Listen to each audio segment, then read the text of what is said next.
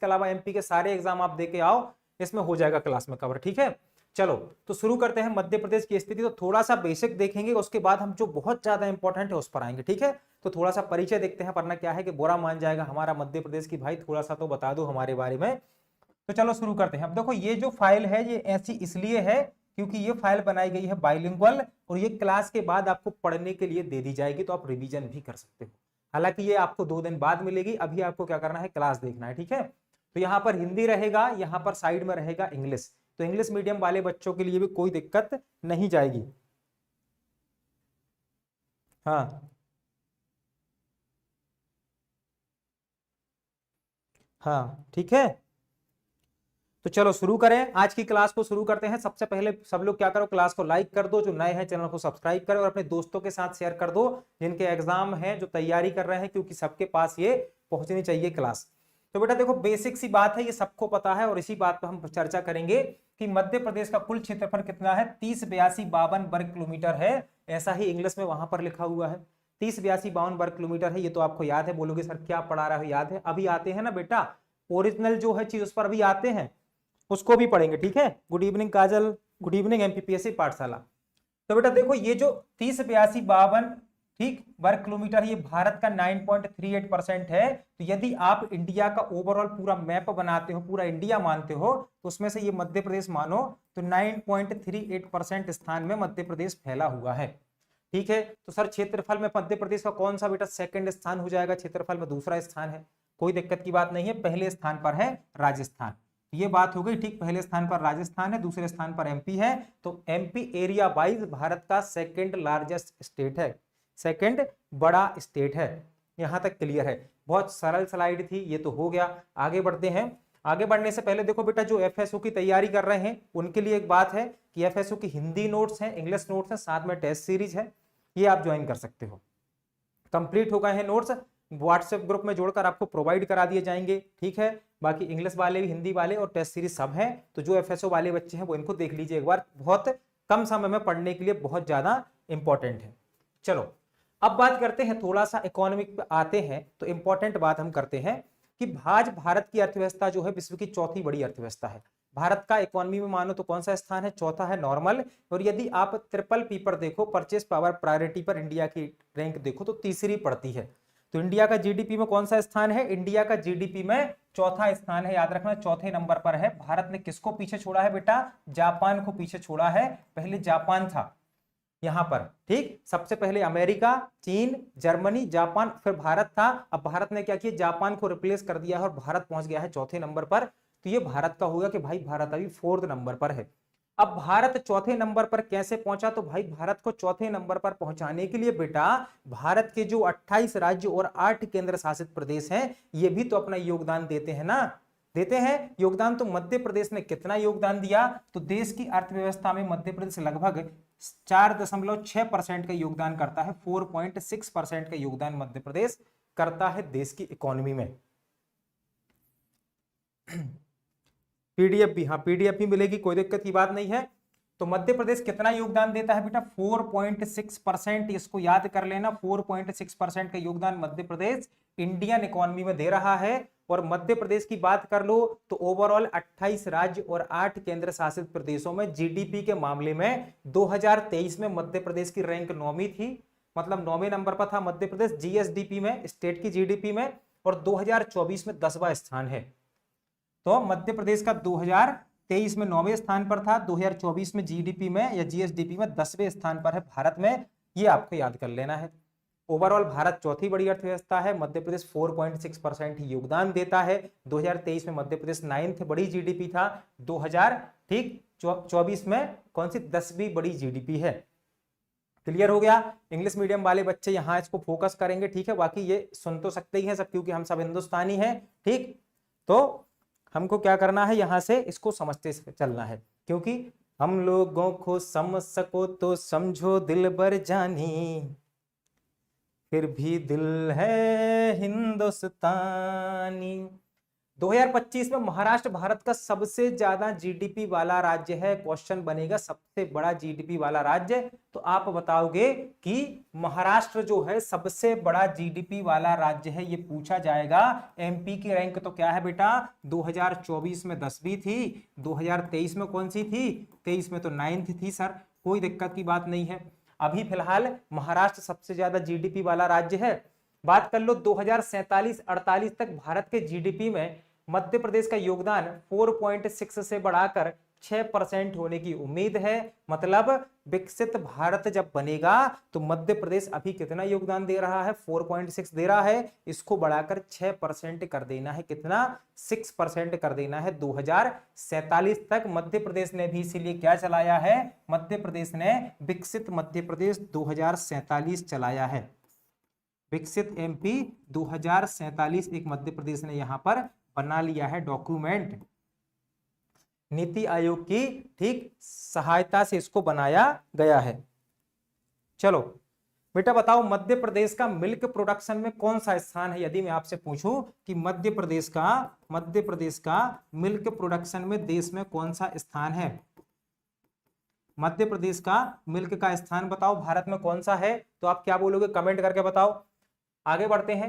2027-28 तक भारत को $5 ट्रिलियन की अर्थव्यवस्था बनाना है। इसमें मध्य प्रदेश कितना योगदान देगा, $550 बिलियन। भाई भारत ने लक्ष्य रखा है, पहले ये लक्ष्य 25 तक था, 2025 तक था, लेकिन फिर क्या होता है कि कब क्या होगा इस हिसाब से ये बढ़ा दिया गया। तो टारगेट किया गया है कि भारत को 2027-28 तक $5 ट्रिलियन की इकोनॉमी बनाएंगे, जिसमें मध्य प्रदेश कितना योगदान देगा, $550 बिलियन योगदान देगा, $550 बिलियन। जय हिंद काजू, ठीक है, बहुत अच्छे। तो कौन सा स्थान है, तीसरा स्थान मध्य प्रदेश का मिल्क प्रोडक्शन में, याद रख लेना, मिल्क प्रोडक्शन में तीसरा स्थान है। तो ये तो मध्य प्रदेश का हो गया बेटा। पहला कौन है देश में, पहला स्थान किसका है देश में मिल्क प्रोडक्शन में, ये भी बताओ, दूसरा भी बताओ, तीसरा, शुरुआती 3 स्टेट बता दो। चलो क्लियर हो गया। तो $550 बिलियन का हम योगदान देंगे। एमपी का लक्ष्य है भाई 2026-27 तक, हमारा 26-27 तक, ठीक, राज्य की जीएसडीपी को $550 बिलियन बना लेना। कि हम क्या करेंगे, हम पहले ही लक्ष्य हासिल करना चाहते हैं 2026-27 तक $550 बिलियन का, और जब हम ये लक्ष्य हासिल कर लेंगे मतलब हम भारत में इतने योगदान दे रहे हैं। क्लियर है ना बेटा। आशी ये एफएसओ स्पेशल ही इकोनॉमी है, एफएसओ के स्पेशल के लिए ही चलाया गया है, क्योंकि एफएसओ का सिलेबस एमपीपीएससी के सिलेबस से ज्यादा अलग नहीं है। तो एफएसओ भी कवर करेगी, एमपीपीएससी भी कवर करेगी, इसके अलावा सारे एग्जाम जितने हैं सबको कवर कर देगी ये क्लास। बहुत अच्छे, फर्स्ट यूपी, सेकंड राजस्थान, बहुत शानदार, बिल्कुल। पीडीएफ बेटा ग्रुप टेलीग्राम चैनल पर मिलेगी, पीडीएफ टेलीग्राम चैनल पर आपको मिलेगी विक्रम, पीडीएफ टेलीग्राम चैनल पर मिलेगी, कोई दिक्कत की बात नहीं है, बिल्कुल टेंशन मत लो, टेलीग्राम चैनल पर पीडीएफ मिल जाएगी। क्लियर है। तो एमपी का लक्ष्य 2026-27 तक $550 बिलियन बनाना है, जबकि 2027-28 तक भारत $5 ट्रिलियन बनाएगा। मेरा बजट 2025-26, अब ये मेरा नहीं मतलब कि हमारे मध्य प्रदेश का बजट, जिसका नाम रखा गया है मेरा बजट 2025-26। तो मध्य प्रदेश सरकार का लक्ष्य है कि 2047 तक क्या करना है, राज्य को $2 ट्रिलियन की इकोनॉमी बनाना है, मतलब 250 लाख करोड़ की इकोनॉमी बनाना है। आपकी यह क्लास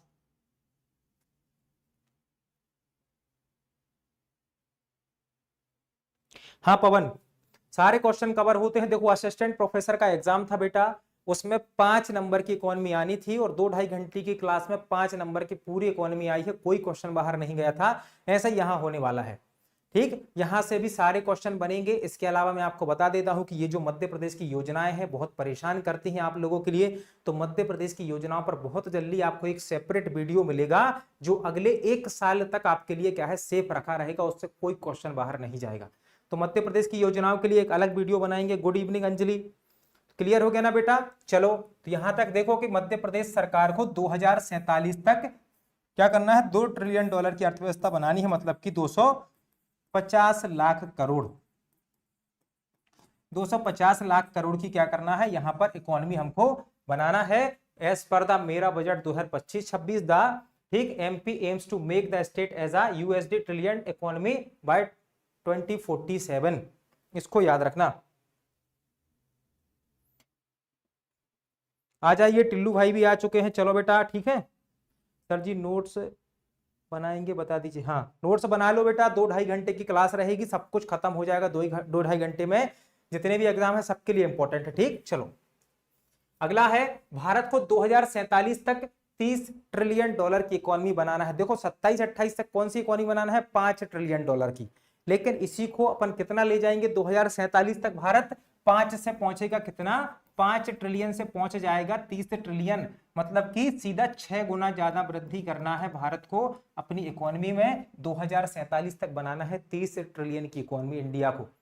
वित्तीय वर्ष को जनवरी से दिसंबर के रूप में घोषित करने वाला पहला राज्य मध्य प्रदेश है। मध्य प्रदेश में फाइनेंशियल ईयर जो है जनवरी से दिसंबर माना जाता है, और ये ऐसे करने वाला फर्स्ट स्टेट है मध्य प्रदेश। ठीक है, फाइनेंशियल ईयर को क्या करना, जनवरी से। हाँ नोट्स बनाओ बेटा ठीक है। 9:30 की क्लास नहीं हुई थी, कल नहीं हुई थी बेटा, कल संडे था, कल मैंने थोड़ा सा रेस्ट कर लिया। मैंने कहा आप लोग करते हो, मैं भी थोड़ा सा रेस्ट कर लेता हूं, तो कल नहीं हुई थी। बाकी अब प्रॉपर कंटिन्यू रहेगी कल से। आज इकोनॉमी की क्लास है, कल से अपनी 9:30 की क्लास शुरू रहेगी। इतना समझ गए ना कि फाइनेंशियल ईयर को दिसंबर जनवरी घोषित करने वाला पहला राज्य मध्य प्रदेश है। अगली स्लाइड पर आ जाओ। अब आता है मेन, यहां से हमारा मेन कोर्स, जिसको हमें क्या करना है, अच्छे से खाना है और याद करना है। जैसे कि भारत 1998 से लगातार मिल्क प्रोडक्शन में प्रथम स्थान पर है। कहां पर, ऑल वर्ल्ड में। तो आपसे पूछा जाएगा कि भारत मिल्क प्रोडक्शन में ठीक है नंबर 1 कब से है, 1998 से है बेटा। हाँ बेटा भूल गया था, संडे आज ही है। ठीक है चलो, तो बहुत अच्छे टिल्लू बाबा। तो मध्य प्रदेश कब से मिल्क प्रोडक्शन में नंबर 1 बना हुआ है पूरी दुनिया में, 1998 से।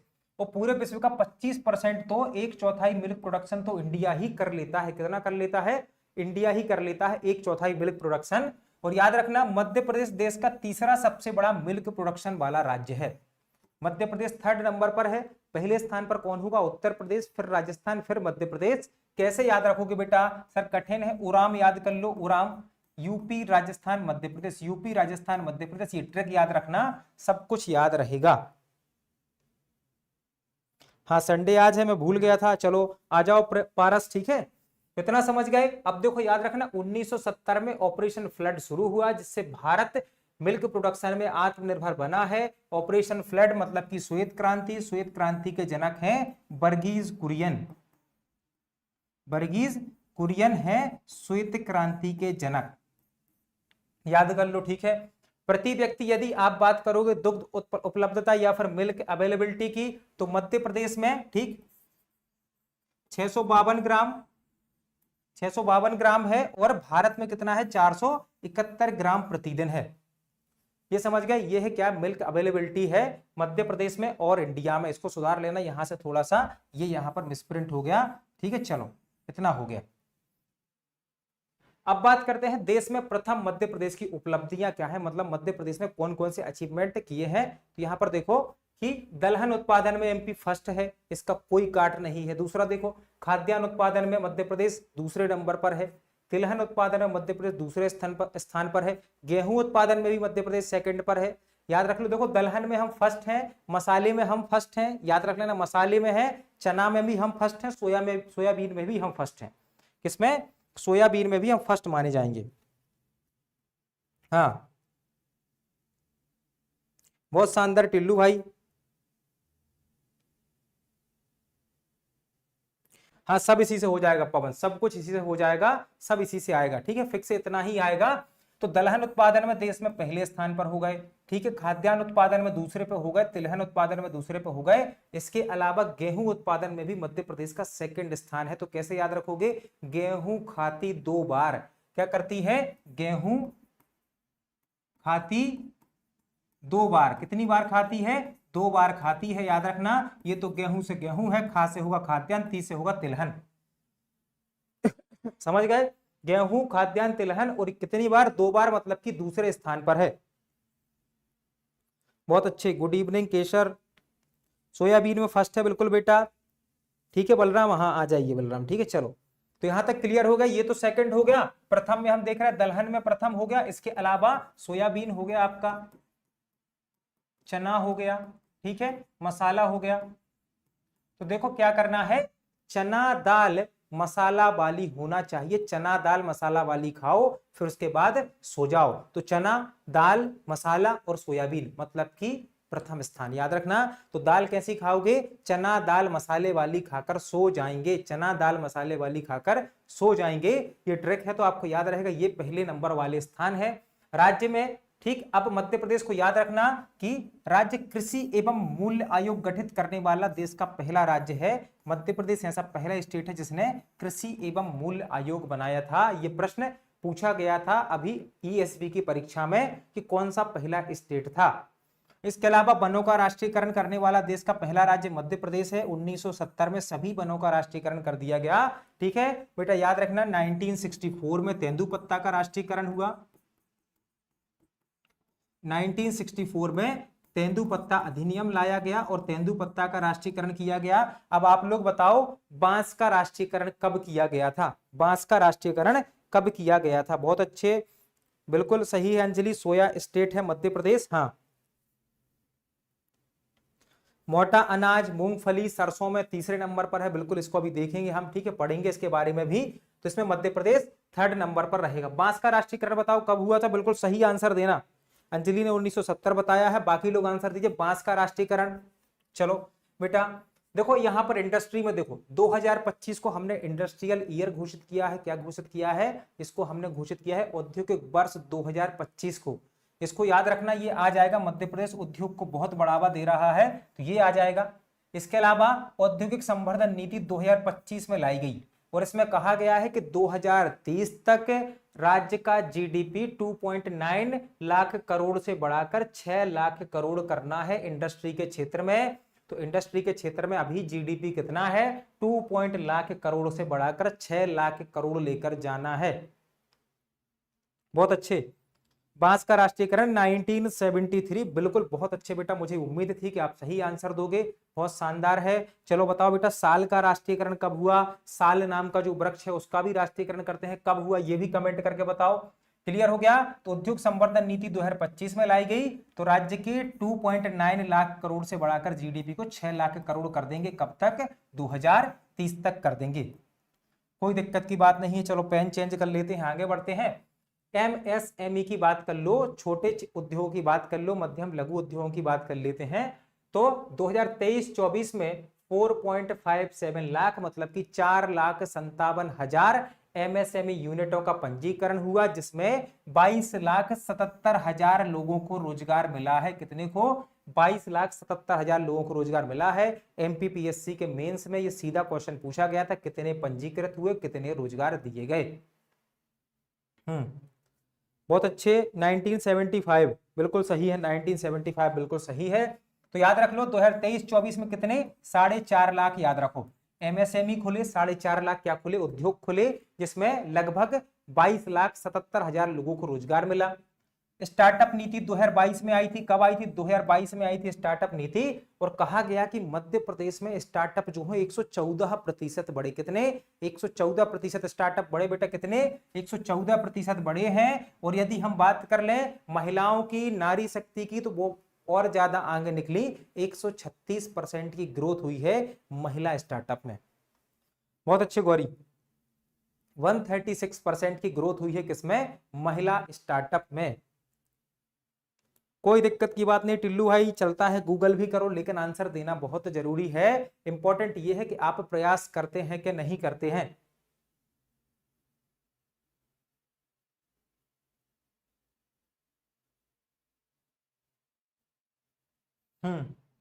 ठीक है, तो क्लियर हो गया ना ये यहां से बेटा। तो महिलाओं के स्टार्टअप 136% बढ़े हैं। बात कर लो स्टार्टअप की, स्टार्टअप सबसे ज्यादा किस क्षेत्र में बढ़े हैं ये आपको बताना है। बताओ बेटा सबसे ज्यादा स्टार्टअप किस क्षेत्र में होते हैं, सबसे ज्यादा स्टार्टअप किस क्षेत्र में होते हैं ये आपको बताना है।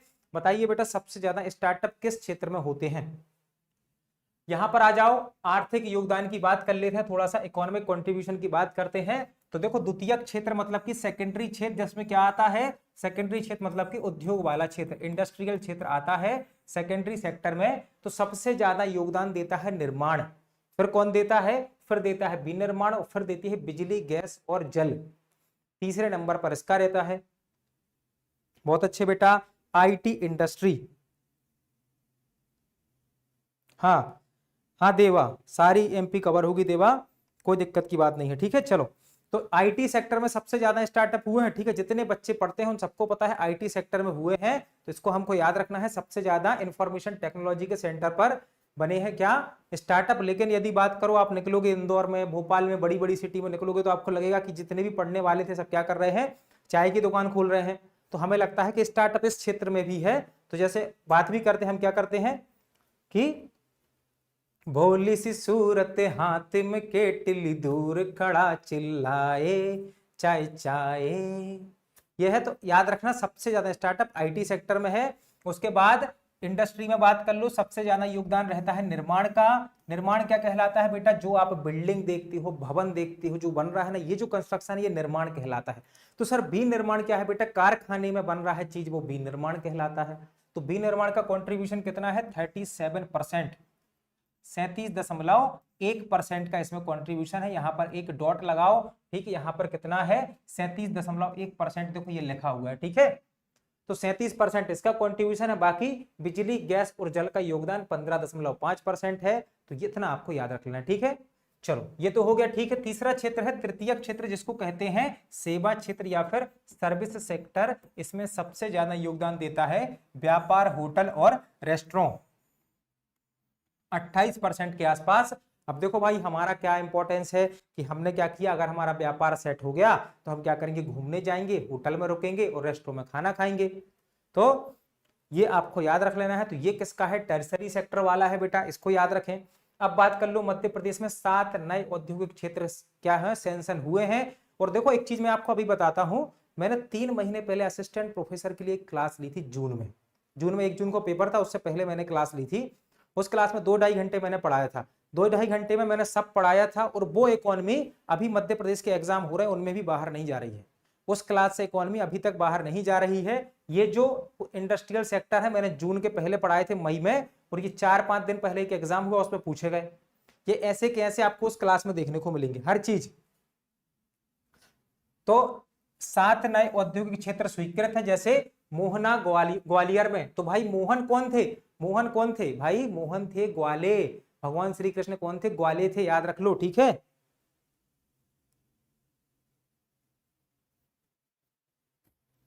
इंडिया बायोग्राफी, बायोग्राफी पूछा पूछा या फिर जियोग्राफी पूछा, भूगोल पूछा है या बायोग्राफी, समझ में नहीं आया। तो मोहन कौन थे भाई, मोहन तो थे ग्वाले, तो मोहना क्षेत्र ग्वालियर में हो जाएगा। मवाई है मुरैना में, ठीक, मवाई है मुरैना में। और आपको याद रखना, मुरैना से होता है मारना, और मारती कौन है, बाई। बाई बहुत मारती है, क्योंकि यदि आप काम नहीं करोगे तो मारेगी कौन, बाई। तो बाई यहां से मुरैना, तो बाई क्या करेगी, मारेगी। तो बाई, मवाई याद रखना मुरैना में है। लाल बाग कहां पर है, लाल बाग है बेटा धार में। लाल होता है लहू, और लहू की लग जाती है धार, और लगे लगे खून की धार, अपन नहीं है जिम्मेदार, ठीक है। तो लाल बाग कहां पर हो जाएगा, धार में हो जाएगा। हाँ, आपके यहाँ काजू, ठीक है। पढ़ाएंगे बेटा, बायोग्राफी भी पढ़ा देंगे, कोई दिक्कत की बात नहीं है, जल्दी आपको नोटिफिकेशन मिलेगा, ठीक है। मंडीदीप कहां पर है, मंडीदीप है रायसेन में बेटा, मंडीदीप है रायसेन में। अब देखो मंडी क्या है, मंडी जहां पर सब लोग जाते हैं ना, तो मंडी में क्या होता है, अलग अलग प्रकार की चीजों पर राय मिलती है, सूचना मिलती है। तो मंडीदीप यहां पर याद रखना रायसेन में हो जाएगा, ये तो सबको पता है मंडीदीप के बारे में। सेमली कनकड़, ये कहां पर है, मंदसौर में। तो भाई कंकड़ क्या है, धीरे धीरे मारो, मंद मंद कंकड़ मारो, मंद मंद कंकड़ मारो, बहुत अच्छे, मंद मंद कंकड़ मारो। जैसे कहते हैं ना, ठहरे हुए पानी में कंकड़ न मार, सावरे दिल में हलचल सी मच जाएगी बाबरे। सुना है ना। तो ऐसे याद रखना, कंकड़ मारो मंद मंद, कंकड़ मारो मंद मंद, ऐसे याद रखना। तो सेमली कंकड़ कहां है, मंदसौर में हो जाएगा। इसके अलावा रीवा और उज्जैन 2 क्या है, ये भी इंडस्ट्रियल सेक्टर है। तो 7 नए स्वीकृत हुए हैं बेटा, ये 4 तो पूछ लिए हैं अभी एग्जाम में, अब बाकी के आ सकते हैं, इनको याद रखना।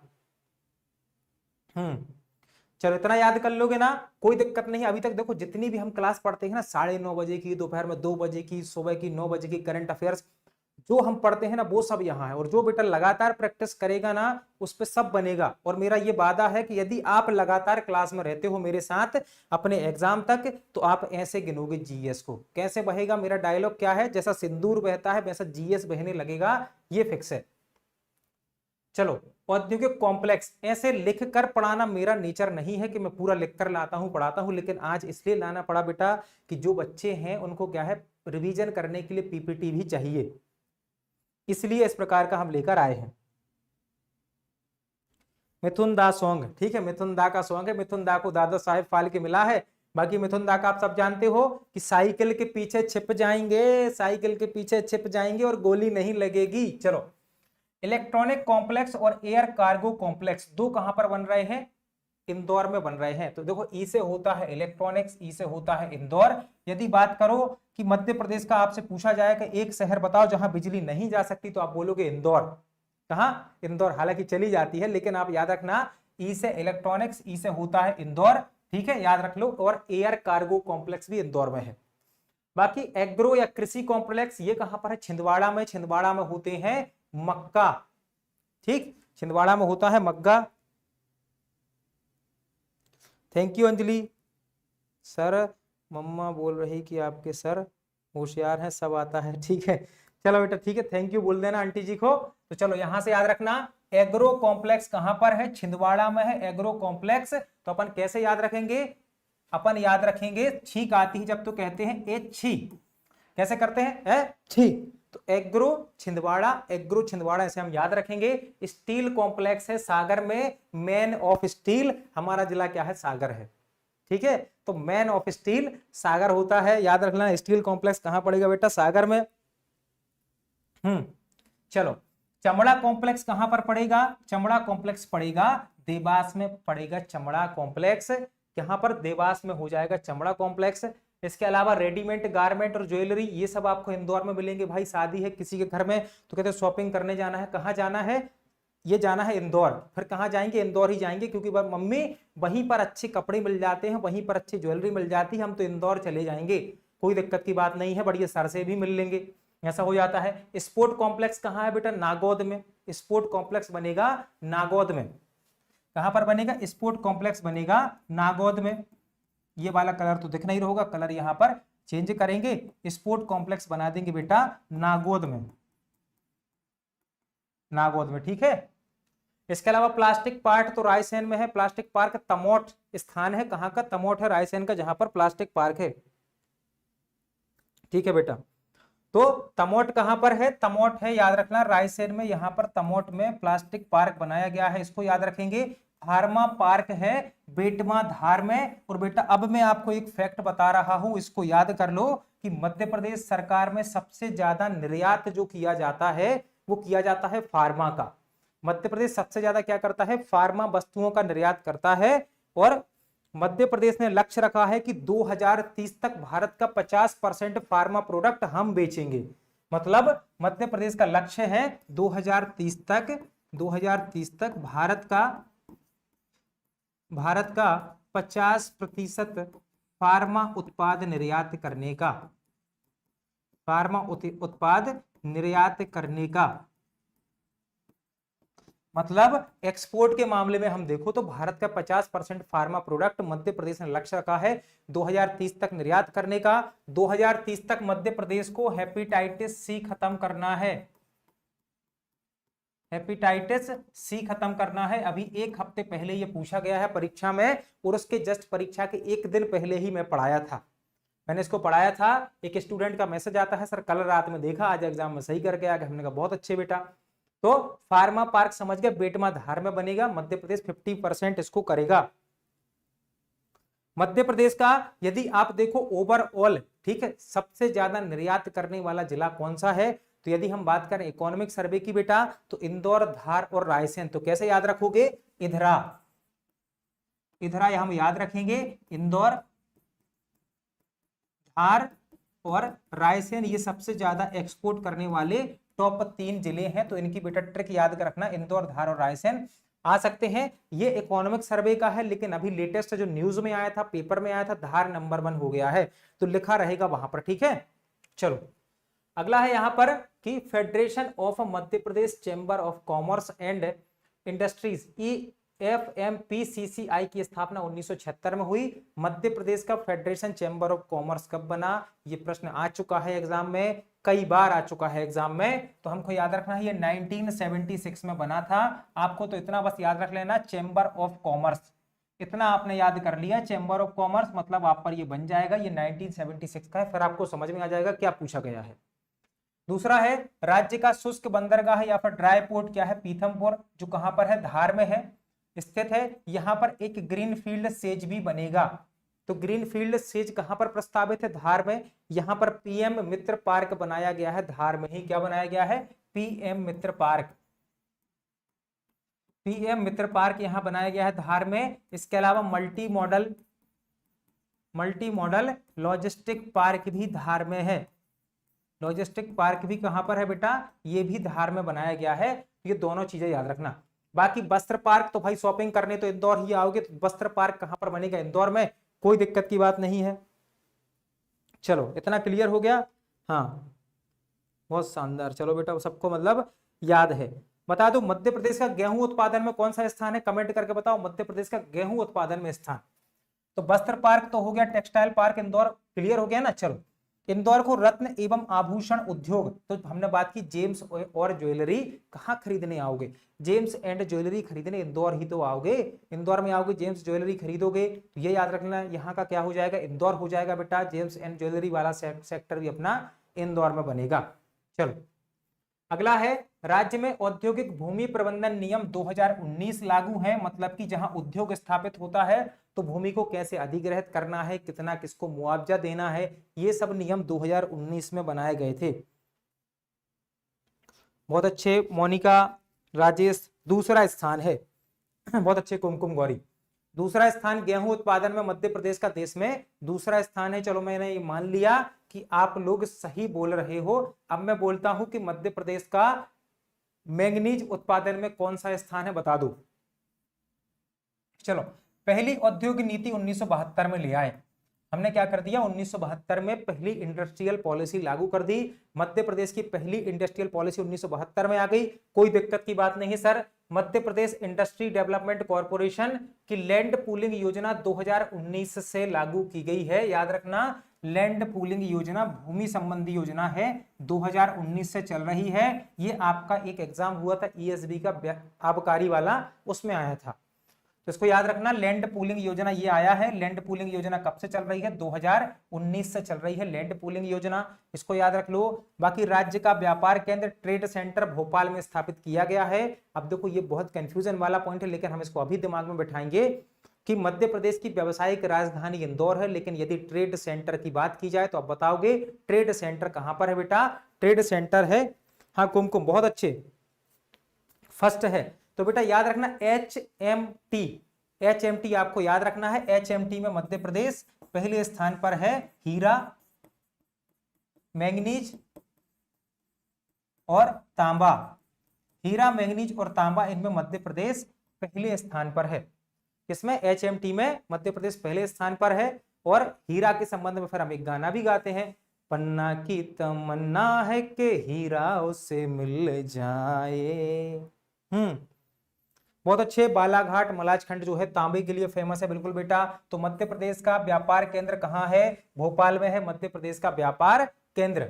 चलो FSO वालों के लिए ठीक है, ये तो हो गया था एडवर्टाइजमेंट, कोई दिक्कत की बात नहीं है। जो भी स्टूडेंट है FSO वाले, नोट्स इनके लिए अवेलेबल है, शॉर्ट नोट्स है, कम समय में आप पढ़ सकते हो। बाकी आगे बढ़ते हैं, बात करते हैं Indo German tool. Indo German tool कई बार एग्जाम में आया है, 1000 बार एग्जाम में आया है।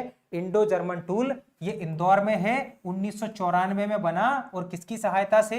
देखो यहां लिखा हुआ है जर्मन टूल, जर्मनी की सहायता से।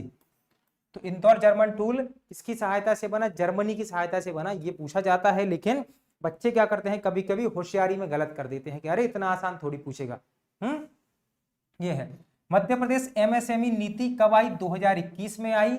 मध्य प्रदेश की स्टार्टअप पॉलिसी 2022 में आई। बेटा याद रख लेना, ये पेपर में सीधे आते हैं। स्टार्टअप पॉलिसी 2022 में, MSME नीति 2021 में, और मध्य प्रदेश इंक्यूबेशन और स्टार्टअप पॉलिसी पहले 2016 में आई थी और ये एमपीपीएससी का क्वेश्चन है, एमपीपीएससी का क्वेश्चन है 2020 का। एमपी इंक्यूबेशन और स्टार्टअप पॉलिसी 2016 ये आ चुका है। बाकी स्टार्टअप पॉलिसी इसके बाद 2022 में लाई गई, एमएसएमई नीति 2021 में लाई और एमएसएमई डिपार्टमेंट 2016 में बनाया गया। मध्य प्रदेश में एमएसएमई विभाग कब बना? 16 में। पॉलिसी कब आई? 2000। चलो, हीरा तो सबको चाहिए बेटा। हीरा क्या है? हीरा आपकी नौकरी जो है ना, जॉब आपकी जो, वो आपके लिए हीरा है और वो अपन दिलाएंगे पक्का, ठीक है। उद्योग संवर्धन नीति 2014 में आई, अब 2025 में आई। 25 के तहत क्या करना है? 6 लाख करोड़ का टारगेट रखा है हमने। कितने का रखा है? 6 लाख करोड़ का टारगेट रखा है। अच्छा बताओ, मध्य प्रदेश भारत की अर्थव्यवस्था में कितने बिलियन डॉलर का योगदान देगा? कितने बिलियन डॉलर का योगदान देगा? अभी पढ़कर आए हैं, बताओ कितने बिलियन डॉलर का, कितने बिलियन डॉलर का योगदान मध्य प्रदेश देगा, ये आपको बताना है। कितने बिलियन डॉलर का योगदान मध्य प्रदेश देगा? बताइए जल्दी से इसका आंसर। मध्य प्रदेश उद्यम क्रांति योजना 2022 में, अभी आपके लिए योजना वाला वीडियो मैं लेकर आऊंगा। तो कौन सी योजना किस विभाग की है, कितनी किसमें आयु होती है, कितना किसमें पेमेंट होता है, कितनी सब्सिडी होती है, सब हम टुकड़ों में याद कर लेंगे। क्या करेंगे? सब हम टुकड़ों में याद कर लेंगे। बहुत अच्छे। यहाँ पर राजेश ने बोला है नहीं है। एमपीपीएससी पाठशाला, प्रकाश जी ने, अंजलि ने, ठीक, नीलांश ने, प्रज्ञा ने बोला है 550। बहुत शानदार बेटा, 550 बिलियन डॉलर का योगदान देना है। कितना? 550 बिलियन डॉलर का, याद रखो। और हमारी इकोनॉमी को, खुद की इकोनॉमी को 2 ट्रिलियन बनाना है 2047 तक। 2 ट्रिलियन खुद को कब बनाना है? 2047 तक बनाना है। मध्य प्रदेश निवेश प्रोत्साहन योजना 2014 की है। इतनी योजना याद कर लो, इसमें से ही एग्जाम में आने वाला है। एग्जाम में आएगा तो यहीं से, वरना इसमें से प्रश्न नहीं आएगा, ठीक है। इतना एग्जाम में आएगा, वरना यहां से प्रश्न नहीं आएगा।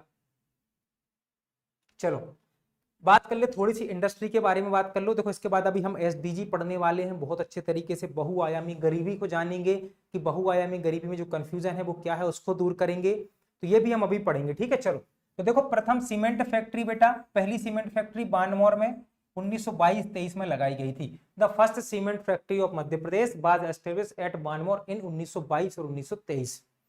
कहां पर? 22-23 में।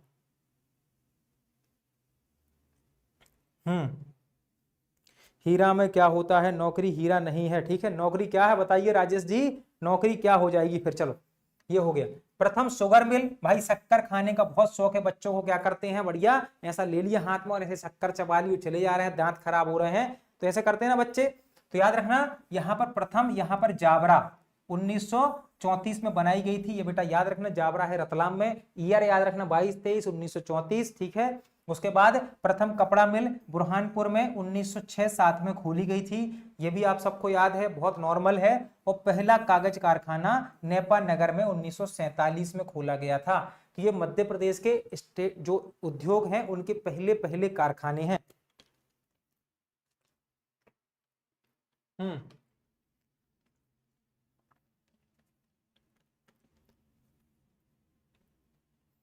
पहले पहले कारखाने हैं। मध्य प्रदेश में प्रति व्यक्ति प्रतिदिन कितना मिल्क उपलब्ध है? जल्दी से बताओ, हर व्यक्ति के लिए कितना मिल्क उपलब्ध है? हर व्यक्ति के लिए हर दिन कितना मिल्क है? बताइए आंसर।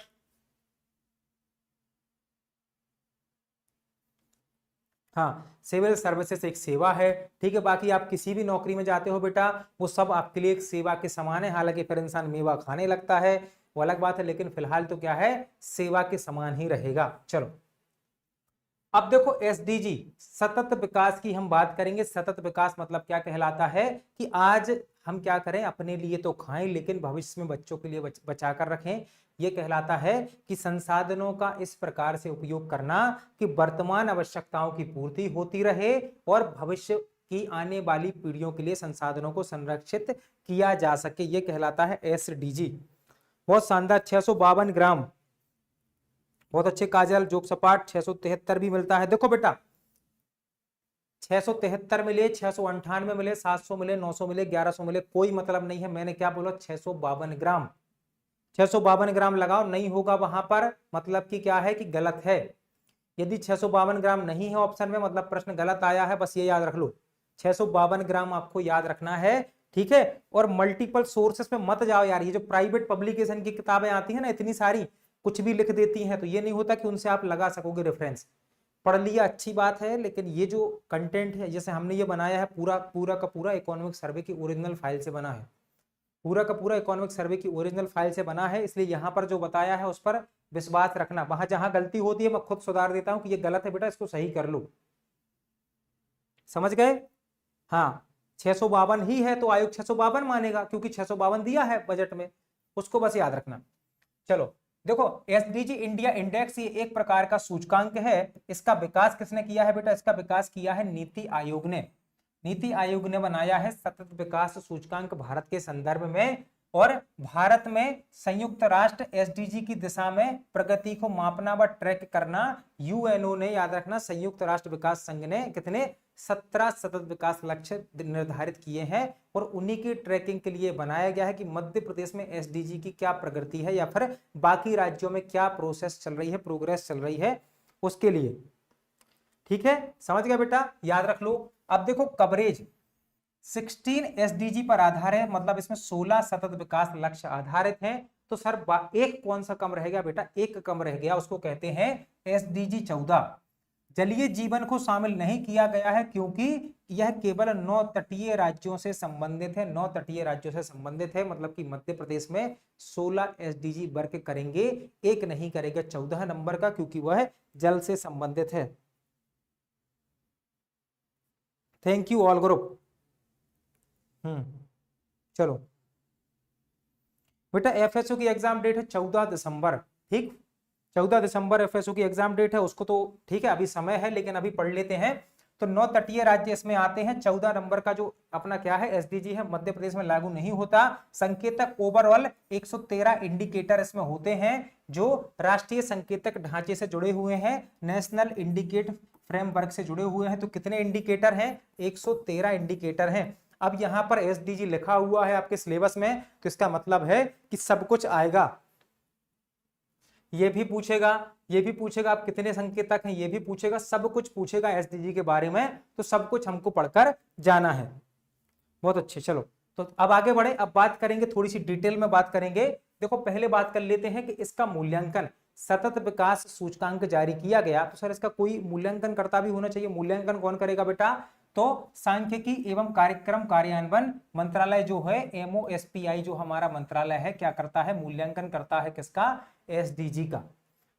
0 से 100 अंक होते हैं इसमें, अधिक अंक बराबर अधिक प्रगति। इसमें कितने होते हैं? 0 से लेकर 100 तक के मार्क्स दिए जाते हैं, जैसे हमारे एग्जाम में होते हैं। जितने ज्यादा आपके नंबर आएंगे, मतलब आपने उतना ज्यादा प्रोग्रेस किया है, इसका मतलब ये होता है। समझ गए? अब देखो यहाँ पर इनका पहला प्रकाशन कब आया? पहला एसडीजी का 2018 में आया, फिर चौथा अभी आया था। 2018 से लेकर अभी तक अभी चौथा आया था, 4 प्रकाशन हो गए हैं। 2018 में पहला आया था। अब इसको यदि आप बांटते हो तो इसकी 4 श्रेणियां बन जाती हैं। सबसे पहला बनता है एस्पायरिंग, मतलब कि ए। ये पूछते हैं क्रम से लगाने के लिए, ठीक है। ए बन गया। प्रदर्शनकर्ता मतलब कि परफॉर्मर, ठीक है। अग्रणी मतलब कि फ्रंट रनर, और सफल व्यक्ति मतलब कि अचीवर। ये बन गया ना। तो एपी एफ और क्या है? ए।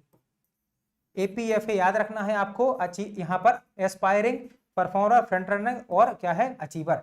अब इसको डिवाइड किया गया है। यदि आपका स्कोर 0 से 49 तक आता है, 49 तक आता है, तो आप एस्पायरिंग कहलाओगे भाई। आप क्या है? प्रगति कर रहे हो। मेरा बेटा 50% लेकर आया है, बा मेरे लाल, ठीक है। फिर 50 से 64%, 64% जिसके 60 से ऊपर आ गए, फिर वो व्यक्ति कहता है फर्स्ट डिवीजन आ गया, पहली उस पे आ गए, प्रथम आ गए, प्रथम श्रेणी आ गया, फर्स्ट डिवीजन पास हो गए, ठीक है। ये 50 से 64 हो गया। पर 65 से 99 तक के अंक मान लो, ठीक है। तो ये कहलाते हैं फ्रंट रनर, और जिसका फिक्स 100 हो जाता है। ये तो केवल मैथ में ही आते थे अपने यहाँ, वो भी गिने चुने लोगों के। अपन ने तो 100 नंबर देखे ही नहीं है कभी जीवन में, ठीक है। तो ये क्या है? यहाँ पर अचीवर माना जाएगा। तो ये 4 कैटेगरी है एसडीजी इंडेक्स में, इनको याद रखना। मध्य प्रदेश का उद्योग वर्ष कौन सा है? मध्य प्रदेश किस वर्ष को उद्योग वर्ष मना रहा है? बताओ जरा, मुझे नहीं पता बेटा कौन सा है, बताओ। Industrial year. अब देखो यहाँ पर इंडिया, एसडीजी इंडिया इंडेक्स में देखो भारत का स्कोर, थोड़ी सी भारत की प्रोग्रेस देखेंगे। भारत का एसडीजी स्कोर 2023-24 में 71 हो गया है। तो भारत का स्कोर कितना है? भारत का स्कोर 71 हो गया है, जो 2021 में 66 और 2018 में 57 था। तो कहाँ कितना था? 57, फिर 66 और अब 71। इस प्रकार से इंडिया चल रहा है। मुख्य सुधार क्या हुए भाई? भारत ने गरीबी उन्मूलन कर लिया, थोड़ा सा प्रयास किया, भारत की गरीबी कम हुई है। अभी एमपीआई पढ़ेंगे तो पता चल जाएगा। दूसरा है आर्थिक विकास किया भारत ने, जलवायु कार्यवाही में सरकारी हस्तक्षेपों के कारण भारत का विकास हुआ, मतलब भारत ने जलवायु परिवर्तन कार्य योजना पर भी काम किया है। बहुत अच्छे, 2025 हो जाएगा, क्या बात है, शानदार। ठीक है, चलो अगली चीज है यहाँ पर शीर्ष प्रदर्शक या फिर टॉप परफॉर्मर केरल रहा है, जिसके 79 अंक हैं। सबसे अच्छी स्थिति किसकी रही है? एसडीजी इंडिया इंडेक्स में केरल की रही है भाई, केरल हमेशा रहेगा। केरल पहला कार्बन न्यूट्रल खेती वाला जिला है, केरल पहला पूर्ण डिजिटल साक्षर वाला राज्य है। जिला बोल दिया, उसको माफ करना, राज्य सुनना, ठीक है, राज्य है। खराब प्रदर्शन सबसे ज्यादा बिहार का, आइए ना हमरा बिहार में, अरे नहीं भैया हम नहीं आएंगे, हम तोहरा बिहार में नहीं आएंगे, तहरा बिहार में अच्छा नहीं लागत बा। तो खराब प्रदर्शन रहा है बिहार का। किसका? बिहार का। लेकिन बिहार वाले इतने इंटेलिजेंट निकले कि बिहार ने पहला महिला ई वोटर क्या बना लिया? महिला ई वोटर बना लिया, पुरुष ई वोटर बना लिया, और पहला ई वोटिंग वाला स्टेट बन गया बिहार। वोटिंग मतलब कि मतदान करना, वोट डालना, ठीक है, याद रख लेना बेटा। ये तो क्लियर हो गया। इतना हमें समझ में आ गया। अब बात कर लो, देखो यहां पर आपको चित्र दिख रहे होंगे बढ़िया, यहां पर लिखा हुआ है 2018 में इंडिया 57 पे था, 2019-20 में 60 पर पहुंचा, 2020-21 में 66 पर आए, अब तो भाई साहब 71 पर आ गए। तो ये तो है इंडिया का स्कोर ओवरऑल। 71 स्कोर किसका है? ये इंडिया का है, 71 ओवरऑल। इसको याद रख लो, ठीक है। आ जाओ मध्य प्रदेश पर आ जाओ। तो मध्य प्रदेश का देखो बेटा, 2018 की बात कर लो तो 52 था, उसके बाद बात करो फिर 58 हुआ, फिर 62 हुआ, और अब हो गया 67। तो मध्य प्रदेश का कितना है? मध्य प्रदेश का 67 है अभी। ये पूछा जाता है, लेकिन लास्ट में कितना था? 62 था, उसके पहले 58 और फिर 52। तो हमको याद रख लेने हैं सारे के सारे, सारे सारे हमें याद कर लेने हैं, ठीक है। मोबाइल नंबर जैसे 52, फिर 58, फिर 62 और फिर 67। 52 58 62 67, 52 58 62 67, ऐसे आप इसको याद रखोगे। बहुत अच्छे, 52 58 62 67, ऐसे आप क्या करोगे? इसको याद रखोगे, क्योंकि ये बहुत ज्यादा इंपॉर्टेंट है, इसको हमें भूलना नहीं है किसी भी कीमत पर। चलो आगे बढ़ जाएं अब, ठीक है, आगे बढ़ जाते हैं। मध्य प्रदेश का 2024-25 में राजकोषीय घाटा क्या था? बताओ जरा मुझे, मध्य प्रदेश का 2024-25 में राजकोषीय घाटा क्या था? 2024-25 की बात कर रहा हूं, बताओ जल्दी से बेटा। चलो आगे बढ़ जाओ। अब बात कर लेते हैं SDG India index Madhya Pradesh के बारे में। बहुत अच्छी अंजलि। तो देखो एसडीजी इंडिया इंडेक्स 2023-24 के चौथे संस्करण के अनुसार मध्य प्रदेश ने 67 अंक प्राप्त किए हैं। कितने प्राप्त किए हैं? 67 अंक मध्य प्रदेश ने प्राप्त किए हैं। ये तो हमने देख लिया, मध्य प्रदेश रहा है फ्रंट रनर में, फ्रंट रनर में मध्य प्रदेश रहा है। बहुत अच्छे, सुमन ने, प्रकाश जी ने, सबने सही आंसर दिया है। देखा, ठीक है बेटा। काजू बेटा थोड़ा सा उसको घुमा दो, ठीक है, 4 को क्या कर दो आगे कर दो, 11 को पीछे कर दो, सही हो जाएगा काजू, ठीक है। तो क्या करना है, उसको थोड़ा सा घुमा देना। तो ये हो गया 24-25 वाला राजकोषीय घाटा। 25-26 वाला राजकोषीय घाटा कमेंट करके बताओ, 25-26 वाला। तो मध्य प्रदेश फ्रंट रनर में है, अग्रणी राज्य में है। मध्य प्रदेश आगे आगे आगे आगे भाग रहा है, तो मध्य प्रदेश क्या है? अग्रणी है और फ्रंट रनर है, ये याद रखना बस, ठीक है। चलो, मध्य प्रदेश का कुल स्थान रहा 18वां, क्या रहा? 18वां स्थान रहा। और 18 साल की उम्र में इंसान बहुत भागता है। जैसे ही 18 साल का इंसान हुआ, कॉलेज में पहुंच जाएगा, और फिर जिस रफ्तार से भागेगा, देखो मध्य भारत में चलती है अग्निवीर, अग्निवीर में कम से कम आपकी उम्र 18 वर्ष होनी चाहिए। तो याद रखना 18 वर्ष में क्या करेगा इंसान? भागेगा। तो मध्य प्रदेश फ्रंट रनर 18 स्थान रहा, याद रख लो। चलो बेटा, बहुत अच्छे। तो 25-26 में हमारा राजकोषीय घाटा है 4.66। वाह मेरे बच्चों, मतलब आप क्या कर रहे हो? आप युद्ध को रणभूमि से पहले मनुभूमि में खेल रहे हो, और यही तो मैं चाहता था, ठीक है, ऐसा हो जाए। चलो, मध्य प्रदेश में गरीबी उन्मूलन कब तक करना है? बता दो मेरे बच्चों, मध्य प्रदेश में गरीबी उन्मूलन कब तक करना है? उसके पहले हम देखते हैं कि सर्वाधिक स्कोर मध्य प्रदेश का एसडीजी 12 में रहा है। एसडीजी 12 में बेटा जब आप स्कूल में रहते हो तो आपका एक ही लक्ष्य रहता है कि मैं 12th में सबसे ज्यादा नंबर लाकर टॉप मार दूं, क्या कर दूं, टॉप मार दूं, या फिर मैं टॉप आ जाऊं। तो सबसे अच्छा स्कोर रहा है एसडीजी 12 में, जिसमें उपभोग और उत्पादन आता है। और हमारा काम क्या है, हमारा काम केवल एक है, खाना और बनाना, खाना और बनाना, खाना और बनाना। इसी में हम नंबर 1 है उपभोग और उत्पादन में।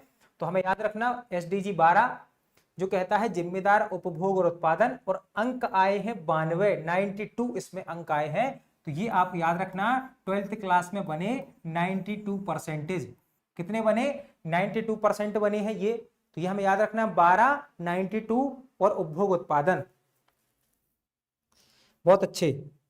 2028 तक तो हम गरीबी खत्म कर लेंगे। यार क्या बात करते हो सर, बिल्कुल सही बात है बेटा। मध्य प्रदेश का मसाला उत्पादन में कौन सा स्थान है, अब ये बता दो। चलो ठीक है, तब हम देखते हैं न्यूनतम स्कोर वाला एसडीजी कौन है। एसडीजी 9 है।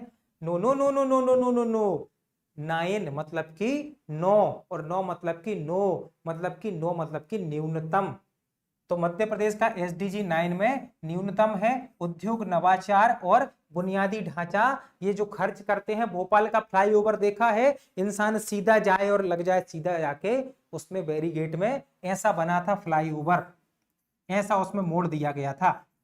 ठीक, अमूमन कैसा होता है, ऐसा होता है बेटा फ्लाईओवर में मोड़, लेकिन यहां पर ऐसा दिया गया भोपाल में। ठीक, करमजली ने, अकल के दुश्मन ने बनाया था ये, उसको शर्म भी नहीं आई। ठीक है, तो ये ऐसा बनाया गया था। तो यहां पर याद रखना एसडीजी 9 उद्योग, नवाचार और बुनियादी ढांचे की बात करते हैं। इसमें तो हम नीचे गिरे हुए हैं, और इसमें भी क्या आता है, यहां पर 39 अंक मिले हैं। मतलब कि आप बच ही गए हो, कोई कॉलेज में एडमिशन नहीं मिलता है इतने परसेंट पर। बहुत अच्छे बेटा, मसाला उत्पादन में पहला स्थान हो जाएगा। बहुत शानदार। समझ गया बेटा, इतनी चीजें समझ गए। सबसे ज्यादा सुधार करने वाले जिले कौन से हैं एसडीजी में। अलीराजपुर ने सुधार किया है और बड़वानी में सुधार किया है। अब हमारी बारी आ गई है अब सुधार करने की। तो अब याद रख लेना, अब सुधार करना अलीराजपुर और बड़वानी में। तो अलीराजपुर और बड़वानी में सबसे ज्यादा सुधार देखने को मिला है एसडीजी के इंडेक्स में। इतना हम समझ गए, कोई दिक्कत नहीं है, ना कोई परेशानी है बेटा, इतना हमें याद हो गया। चलो आगे बढ़ जाते हैं। अब आपको बताना है कि मध्य प्रदेश का जो एसडीजी 2024 का जो सूचकांक है, मध्य प्रदेश का कितना स्कोर रहा। जल्दी से बताओ, अब भी पढ़ के आए हैं, मध्य प्रदेश का स्कोर बताओ, ये एसडीजी में कितना स्कोर रहा मध्य प्रदेश का ओवरऑल।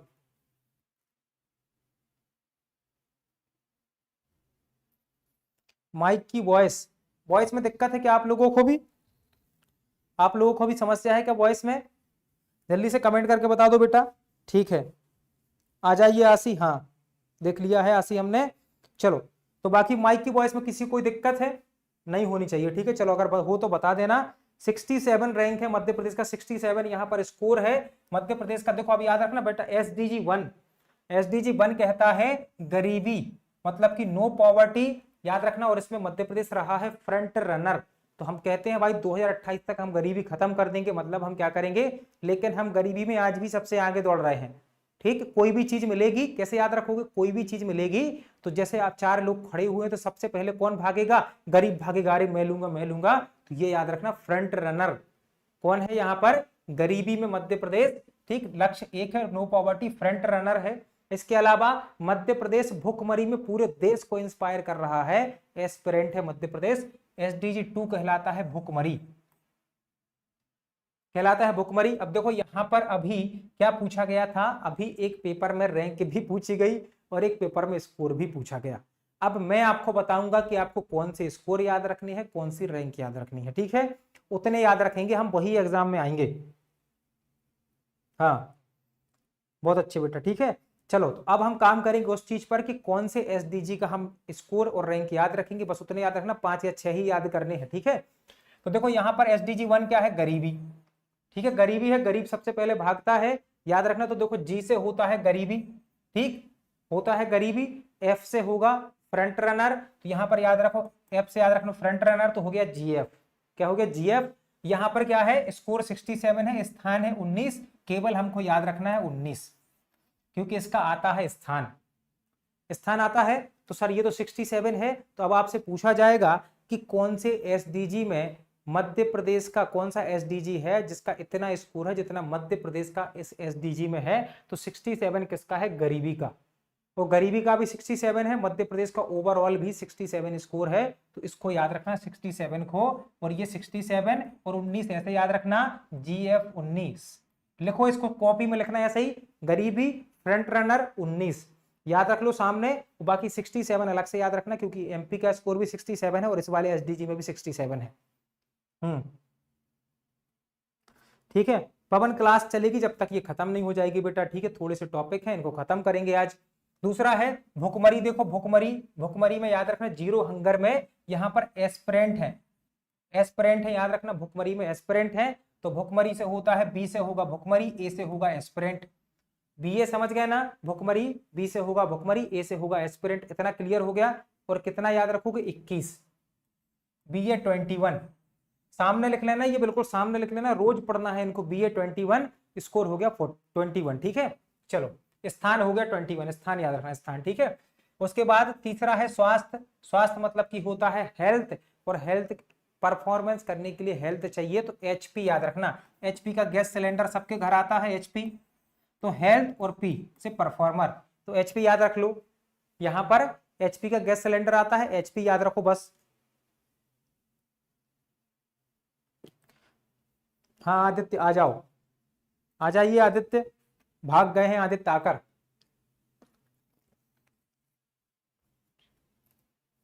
चलो आगे बढ़े बेटा। नंबर 4 पर है शिक्षा। ठीक है, शिक्षा याद रखना, शिक्षा होती है हमेशा क्या? क्वालिटी वाली एजुकेशन की। यहां पर बात करते हैं, शिक्षा में है 23। तो केवल हमको क्या याद रखना है? शिक्षा का अपन को याद रखना है, स्कोर याद रखना है S23 याद रखना। S24 तो हमने रूस से लिया, S23 हमारा एसडीजी में है, तो शिक्षा के सामने रख लेना, लिखना S23। नंबर 5 होता है लैंगिक समानता। ठीक, लैंगिक समानता मतलब कि जेंडर इक्वालिटी, महिला और पुरुष में। इंडिया का ग्लोबल जेंडर गैप इंडेक्स में कौन सा नंबर है? बताओ बेटा, इंडिया का ग्लोबल जेंडर गैप इंडेक्स में कौन सा नंबर है? कमेंट करके बता दो। तो ये याद रख लेना, यहाँ पर 18 देखो। ठीक है, 18 साल, यहाँ पर 18 याद रखना। जैसे ही लैंगिक समानता की बात आएगी, 18 साल की जब लड़की हो जाएगी तो बराबरी का हक मांगेगी 18 साल में होने के बाद। तो कौन सा स्थान है? 18वां स्थान है, याद रख लो। ये तो याद ही हो जाएगा। फिर जल एवं स्वच्छता, यहाँ पर आगे जल एवं स्वच्छता, इसको याद रखना। तो यहाँ पर आ जाएगा 16, क्या आ जाएगा? जल एवं स्वच्छता में 16 याद रख लो। स्वच्छ ऊर्जा कुछ याद नहीं रखना है, स्वच्छ ऊर्जा में याद रखना 18। अब 18 कहां पर याद रहा था बेटा? यहां पर भी याद था, लड़की में भी था, और यहां पर भी है 18। तो इनको बस याद रखो, बाकी कोई दिक्कत ही नहीं है। जितने बता दिए अभी तक, 1 2 3 4 और लड़की वाला 5 और ये स्वच्छ ऊर्जा वाला 6, इनके स्थान बस याद रखो। ठीक है, स्थान याद रख लिए। सबसे ज्यादा स्कोर वाला भी मैंने बता दिया है और फिर एक बार अभी बताऊंगा। 8वें में कुछ नहीं याद रखना है, आर्थिक विकास याद रखो, बस याद रखना। 9वें में है उद्योग, 10वें में है आर्थिक असमानताओं में कमी, 11 में क्या है? टिकाऊ और शहरी विकास, और 12 में है उपभोग और उत्पादन। तो 9 में तो हम मिनिमम है, न्यूनतम है, मतलब कि सबसे घटिया प्रदर्शन हमारा 9वें में है। तो इसकी दोनों चीजें याद रखो। इसका 25 तो है स्थान, 39 है इसका स्कोर। 39 स्कोर है, तो कैसे याद रखोगे? 25 39। थैंक यू आदित्य भाई, इस प्रकार का ऑनर देने के लिए बहुत बहुत धन्यवाद। तो बेटा क्लियर है, इसमें हमें 9 में दोनों याद रखने हैं। 39 बेटा, 39 प्लस 25 दोनों याद रखो, 39 और 25 दोनों 9 में, क्योंकि 9 में हमने क्या किया है? सबसे खराब प्रदर्शन किया है। और वहीं 12 में हमने क्या किया? सबसे अच्छा प्रदर्शन किया है। तो यहाँ पर 92 और 5, मतलब 12th में आपके 92% थे। ठीक, 92% थे, प्लस 5 नंबर का ग्रेस मान लो। तो ऐसे आपको याद रखना है। ये तो हो गया आपका स्कोर, ये हो गया आपका स्थान, 5वां स्थान इसमें हो गया। याद रखना, उद्योग और उत्पादन मतलब खाने पीने में नंबर 1। चलो ये आ गया। जलवायु परिवर्तन वाला याद रखो, क्योंकि जलवायु परिवर्तन में भी इंपॉर्टेंट है। जलवायु परिवर्तन का 13 नंबर एसडीजी है, स्थान अपना है 15, 13 बराबर 15 लिख लेना, ये हो जाएगा। 14 जल में जीवन मध्य प्रदेश में लागू नहीं है, इस पर VIMP लगाओ, क्योंकि आपसे पूछेगा कौन सा लागू नहीं है, 14 नंबर का लागू नहीं है। जल में जीवन, जल में हमारे यहाँ तटीय प्रदेश नहीं है। अगली चीज क्या है, अगला देख लो यहाँ पर, अगली चीज है 15 भूमि पर जीवन। हाँ सर, यहाँ तो हम रहते हैं, यहाँ तो हम रहते हैं ना, भूमि पर जीवन याद रखो। 16 में शांति और न्याय, 16 में शांति और न्याय है तो इसमें भी याद कर लो। बाकी 17 नंबर है भागीदारी, और भागीदारी में क्या है, कुछ नहीं है, तो ये हमको याद रखना है। यहाँ पर 14 और 17 में हमको रैंकिंग नहीं दी जाती, 14 17 में हमें रैंकिंग दी नहीं जाती है। 9 में हम सबसे ज्यादा नीचे हैं और 12 में हम सबसे ज्यादा फर्स्ट हैं।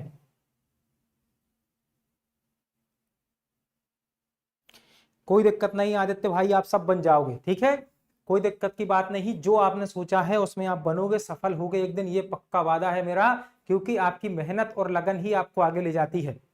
और हमने देखा है पढ़ते हुए सारे विद्यार्थियों को, जिनके लिए देखा है उन्हीं के लिए आज हम यहाँ पर खड़े हुए हैं इस स्टेज पर। ठीक है बेटा, चलो तो आगे बढ़ते हैं। अब हम बात करेंगे राष्ट्रीय बहुआयामी गरीबी सूचकांक की, मल्टी डायमेंशनल पॉवर्टी इंडेक्स, मतलब कि एक ऐसी गरीबी जो केवल इतने तक सीमित नहीं रहती कि व्यक्ति को एक टाइम का खाना ना मिले। इसमें बहुत सारे सूचक कवर किए जाते हैं। मेनली इसमें 3 इंडिकेटर होते हैं। कितने? 3 इंडिकेटर होते हैं। एक तो होता है स्वास्थ्य, शिक्षा और जीवन स्तर। 3 इंडिकेटर ये मेन है। इनके तहत 12 इंडिकेटर शामिल किए जाते हैं। कितने? 12 इंडिकेटर शामिल रहते हैं। थैंक यू काजल, क्लियर है बेटा। तो 3 मेन इंडिकेटर हैं, शिक्षा, स्वास्थ्य और जीवन स्तर। इनके अंडर 12 शामिल हैं। अब देखो पूछेगा आपसे किसमें क्या आता है, तो यदि आप हेल्थ की बात करोगे तो सबसे पहले देखो पोषण। यदि आप खाना नहीं खाओगे, पोषण नहीं लोगे, तो आपको क्या होगा बेटा, तो बाल और किशोर मृत्यु दर, तो यहां पर क्या होंगे, मर जाएंगे, बच्चे मर जाएंगे अगर उनको पोषण नहीं मिलेगा। मात्र स्वास्थ्य भी इसमें इंक्लूड है, तो ये 3 चीजें इसमें आ जाती हैं। तो बच्चे और मां यदि पोषण नहीं मिलेगा तो क्या होंगे, मर जाएंगे। ये तीनों याद रखना, ये सब आते हैं हेल्थ के अंतर्गत। आपसे प्रश्न बनेगा कि स्वास्थ्य वाले इंडिकेटर में क्या शामिल नहीं है, ये 3 आ गए। उसके बाद दूसरा है, क्या है, दूसरा है यहाँ पर बेटा शिक्षा है। शिक्षा में देखो स्कूली शिक्षा के वर्ष और स्कूल में उपस्थिति, 2 चीजें मायने रखती हैं। इंपॉर्टेंट है कि आप कहां तक पढ़े हैं, तो सर मैं तो दोपहर तक पढ़ा हूं। कहां तक पढ़ा हूं? दोपहर तक पढ़ा हूं। और सर ये झूठ बोल रहा है, पृथ्वी तो शेषनाग की सिर पर रखी हुई है, शेषनाग की मुंडी पर विराजमान है। ये तो झूठ बोल रहा है कि ये ब्रह्मांड में सौरमंडल में है। ये तो पढ़ा ही है आपने।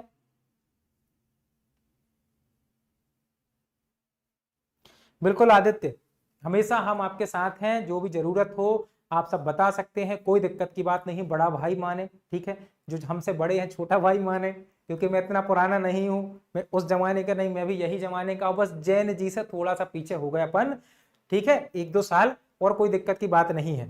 चलो, तो शिक्षा में याद रखना स्कूल शिक्षा के वर्ष और स्कूल शिक्षा में उपस्थिति, मतलब कि स्कूल के ईयर भी काउंट होंगे, और ये भी काउंट होगा कि रमुआ कितनी दिन स्कूल गया था। रमुआ जाता है 4 दिन, तो वो भी काउंट होगा। उसके बाद क्या होता है, लास्ट में जब मास्टर साहब बैठने नहीं देते क्लास में, तो पहुंच जाते अपने पिताजी को लेकर, और पिताजी भी क्या जाएंगे, फिर बगल वाले परिवार से जाएंगे, बनकर चाचा जाएंगे पिताजी बनकर, ऐसा भी चलता है।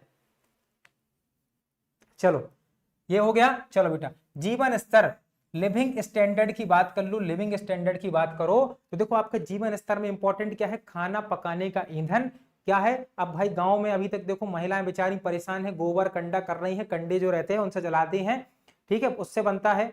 जबकि खाने पकाने का ईंधन स्वच्छ होना चाहिए, वरना क्या है कि चूल्हे में फूंक ही मारते रह जाओगे जीवन भर, ये है।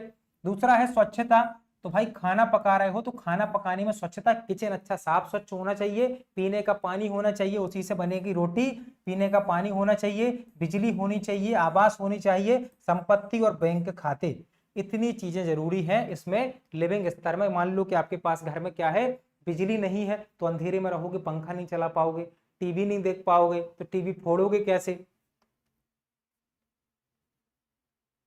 हम्म,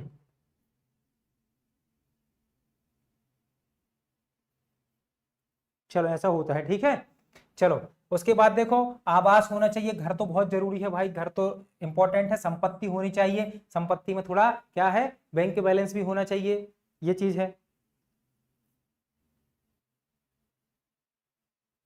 बिल्कुल आदित्य, भाव पक्ष और कला पक्ष दोनों से हम आपका मार्गदर्शन करेंगे, जैसा हो पाए वैसा हम आपके लिए करेंगे। हमें लगता है कि आपके लिए जरूरी है कि आप उदास हो तो हम गाना भी गाते हैं, आपको लगता है कि आप लोग गलती कर रहे हो तो हम डांटना भी जानते हैं, इतना भी हम कर सकते हैं। चलो बैंक के खाते भी आपको पता है बेटा, बैंक के खाते खुले जाते हैं। चलो मध्य प्रदेश में गरीबी में गिरावट, 28 तक गरीबी खत्म करना है। कब तक? 28 तक गरीबी खत्म करना है।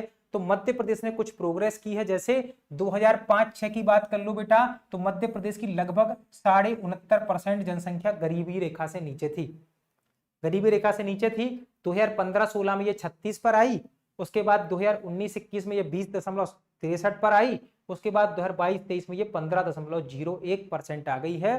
तो इतना हमको दो याद कर लेना है कि यहां से गिरकर यहां आ गई है। तो 2019-21 में 20.63% थी, जो अब 15.01% हो गई है, 15.01% हो गई है। चलो आप सब लोग क्या है, यहां पर शांति मच गई है आप सब लोगों में, तो आप सब लोगों से एक प्रश्न पूछ लिया जाए कि मध्य प्रदेश की जीएसडीपी को कब तक दुगना करना है।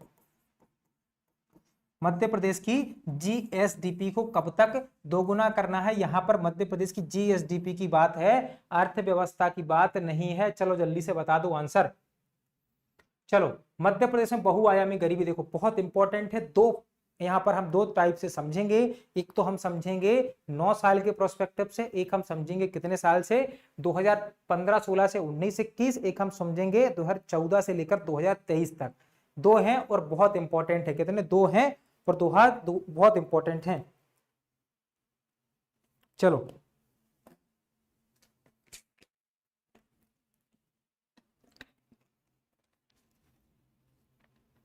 सबसे पहले तो आप लोग ये समझो, जो हमने आपसे पूछा और आपने आंसर दिया, मध्य प्रदेश की जीएसडीपी, अब बहुत अच्छे से समझ लेना, कल की क्लास में पूछूंगा, गलती कोई नहीं करेगा। जीएसडीपी की बात करो दुगना करने की, 2028-29, समझ गए ना?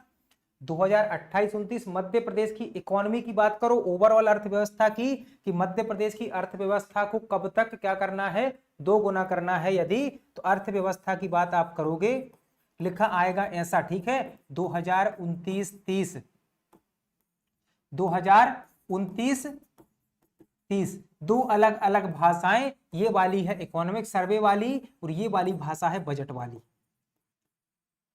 समझ गए ना? तो इस टाइप से याद रखना। अब ये जीएसडीपी आएगा लिखा 2028-29, ऐसा लिखा आएगा अर्थव्यवस्था 2029-30, ऐसे बनाएंगे हम।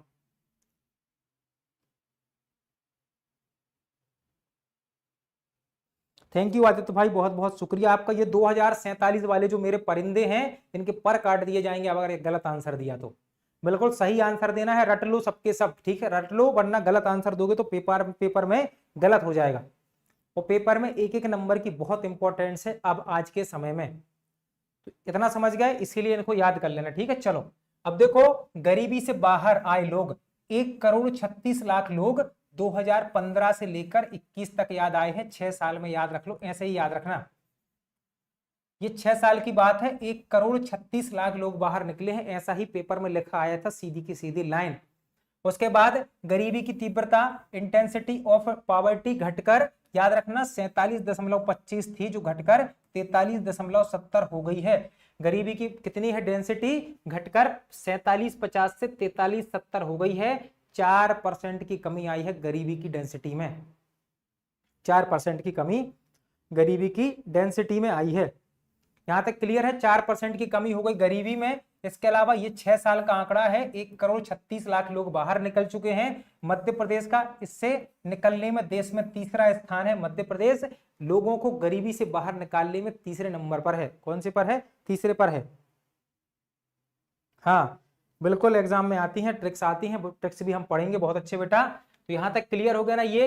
तो इतना याद कर लो, 1,36,00,000 लोग 6 सालों में बाहर निकले। गरीबी की तीव्रता कितनी है? 47 से घटकर 43 पर आ गई है। मध्य प्रदेश तीसरे स्थान पर है, ये समझ गए। चलो अब देखो, राष्ट्रीय स्तर पर योगदान, तो मध्य प्रदेश भारत की ओवरऑल गरीबी को कम करने में 10% का योगदान देता है। मतलब एमपी बोलता है, मोहन यादव जी जाते हैं और कहते हैं कि प्रधानमंत्री जी से आप चिंता मत कीजिए, देश की 10% गरीबी हम खत्म कर देंगे। क्या करेंगे? पीथमपुर में नौकरी दे देकर।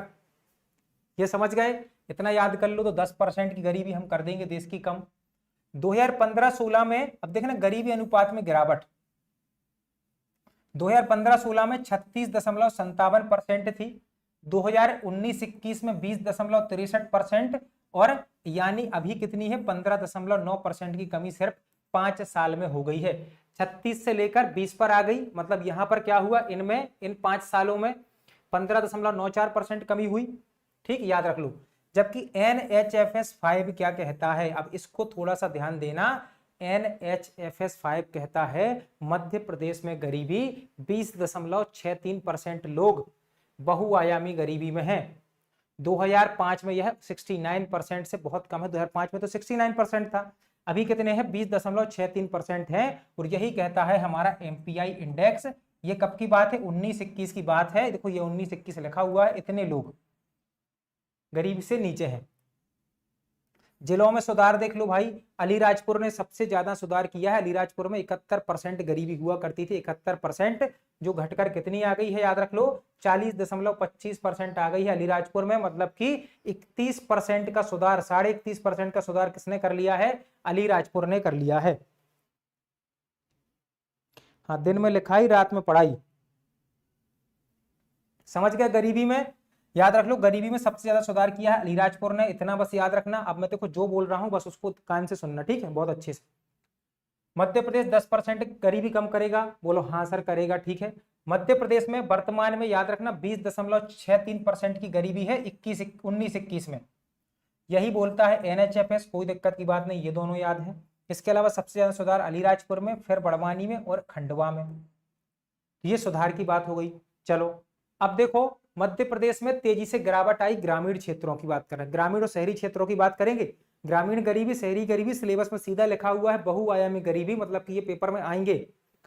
तो ग्रामीण क्षेत्र में गरीबी 45.9% थी, जो घटकर हो गई है 25.32%, मतलब कि 20.5% की कमी आ गई है, सीधे 20% गरीबी घट गई ग्रामीण क्षेत्रों में। शहरी क्षेत्रों में बात करो 13.72% थी, घटकर 7.1% रह गई, मतलब कि 6.5% की गरीबी कम कर ली शहरी क्षेत्र वालों ने। यहां तक समझ गए ना, बिल्कुल। अब इसको क्या करना, एक बार पढ़ोगे ना तो और अच्छे से समझ में आएगा ये चीज। तो ग्रामीण क्षेत्रों में भाई, ग्रामीण क्षेत्रों में 46 लोग गरीब थे, वर्तमान में 25 लोग गरीब बचे हैं, तो 21 की कमी आ गई, ऐसे याद रखो। शहरी क्षेत्रों में 13.72% गरीब थे, अब बचे हैं 7.1%, मतलब कि 6.6% की कमी आ गई, ऐसे याद रखना, ठीक है। 2-3 बार इसको पढ़ोगे याद हो जाएगा। बाकी ये जो नोट्स आएंगे अभी प्रीलिम्स वाले, बहुत शानदार तरीके से टेबल में इसको बनाकर डाल दिया गया है। अब देखो बहुआयामी गरीबी समझ गए ना, 15-16 से 21 तक समझ गए। दूसरा इसका पॉइंट ऑफ व्यू समझना बेटा, 2013-14 से 22-23 के बीच, मतलब इन 9 साल की बात हो रही है। अब पूछेगा तो इन 9 साल में गरीबी में 13-14 से 22-23 तक हमने कितने, ठीक, ओवरऑल पूरे देश में लगभग 25 करोड़ लोग, 24 करोड़ 82 लाख लोग देश में बहुआयामी गरीबी से बाहर निकले देश में। इसमें मध्य प्रदेश का क्या रहा, मध्य प्रदेश का रोल रहा, मध्य प्रदेश का रोल रहा, मध्य प्रदेश के 2 करोड़ 30 लाख लोग, जबकि वहां कितने थे, 1 करोड़ 36 लाख लोग वहां थे, 1 करोड़ 36 लाख लोग बाहर निकले थे 6 साल में। अब 9 साल की ड्यूरेशन में ये बढ़कर 2 करोड़ 30 लाख हो गए हैं। कितने हो गए हैं, 2 करोड़ 30 लाख हो गए हैं। MP का स्थान वही तीसरा है, पहले पर UP है निकालने में, दूसरे में है बिहार, MP तीसरे नंबर पर है, ठीक है। क्लियर हो गया सर। 2022-23 में मध्य प्रदेश का गरीबी अनुपात, हेड काउंट रेशियो 15.01% है, जो ठीक राष्ट्रीय औसत 11.28% से थोड़ा सा अधिक है। तो मध्य प्रदेश का हेड काउंट रेशियो भारत से ज्यादा है, ये नेचर अब आयोग का बन गया है। बिल्कुल आदित्य भाई, बहुत शानदार, ठीक, ऐसा कर दोगे आप तो बहुत बहुत आपका उपकार रहेगा। बाकी बेटा लिखने के लिए कोई दिक्कत नहीं है, यहाँ पर आप लोग पढ़ो, मैं यही चाहता हूं कि सब पढ़ते रहे अच्छे से, ठीक है।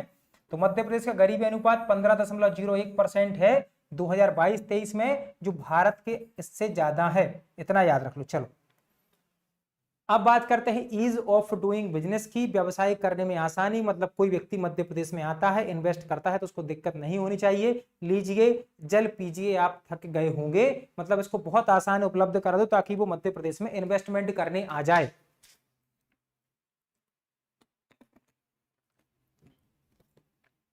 चलो क्लियर है बेटा, अब आगे बढ़े।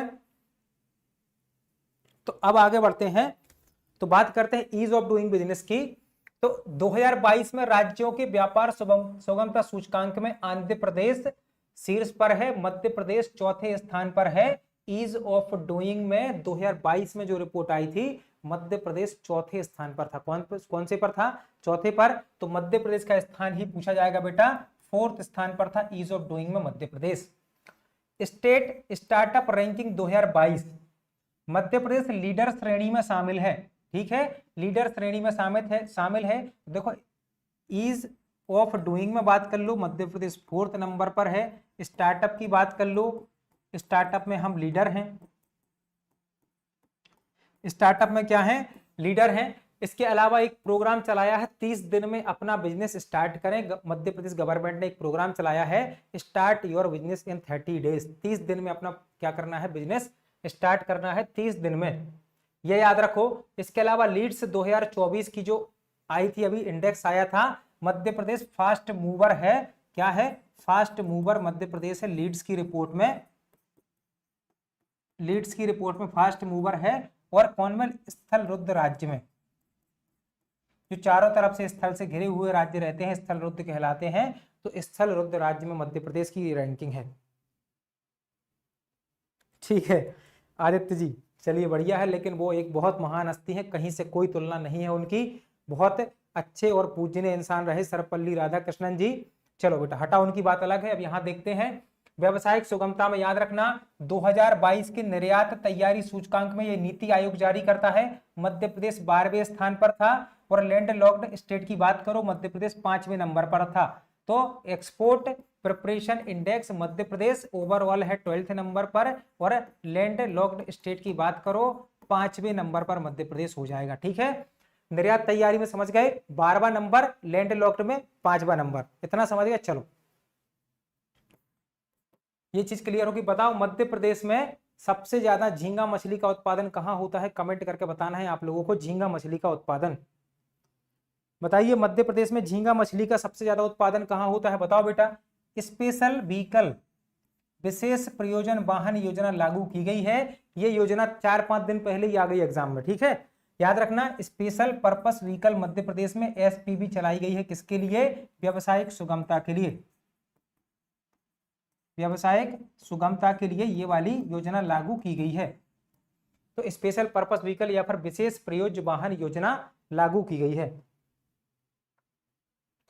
बहुत अच्छे, यहाँ पर बालाघाट आंसर दिया है सब लोगों ने। बाकी लोग भी आंसर दीजिए, क्या हो जाएगा? झींगा मछली। चलो अब देखो, यहाँ पर मध्य प्रदेश में कुल 6 SEZ हैं, स्पेशल इकोनॉमिक जोन बोला जाता है SEZ को। और उसमें से इंदौर पीथमपुर SEZ बहु उत्पाद है, मल्टी प्रोडक्ट है। केवल एक मल्टी प्रोडक्ट है अपने यहाँ SEZ। कितने SEZ मल्टी प्रोडक्ट हैं? केवल एक अपना SEZ मल्टी प्रोडक्ट है। इसके अलावा 5 SEZ IT सेक्टर में कार्य करते हैं। जैसे देखो, ये जो पीथमपुर वाला है, ये क्या है? मल्टी प्रोडक्ट SEZ है। इसके अलावा देखो, crystal IT park Indore, Infosys Indore, impetus Indore, TCS Indore और यस इंदौर। तो आपसे पूछ लेगा नाम किसका नहीं है। देखो, क्रिस्टल है, इन्फोसिस है, इम्पीटस है, TCS है और यस है। ये कंपनियां हैं, इनके यहाँ पर IT पार्क बने हुए हैं। ये SEZ की श्रेणी में आते हैं, स्पेशल इकोनॉमिक जोन में, याद रखो। ठीक है, समझ गए ना? ये SEZ 6 हैं, एक मल्टी प्रोडक्ट है केवल। कौन सा? ये वाला पीथमपुर वाला मल्टी प्रोडक्ट है। बाकी सब कैसे हैं? IT सेक्टर में काम करने वाले SEZ हैं। बस आ जाएगा इतने में से।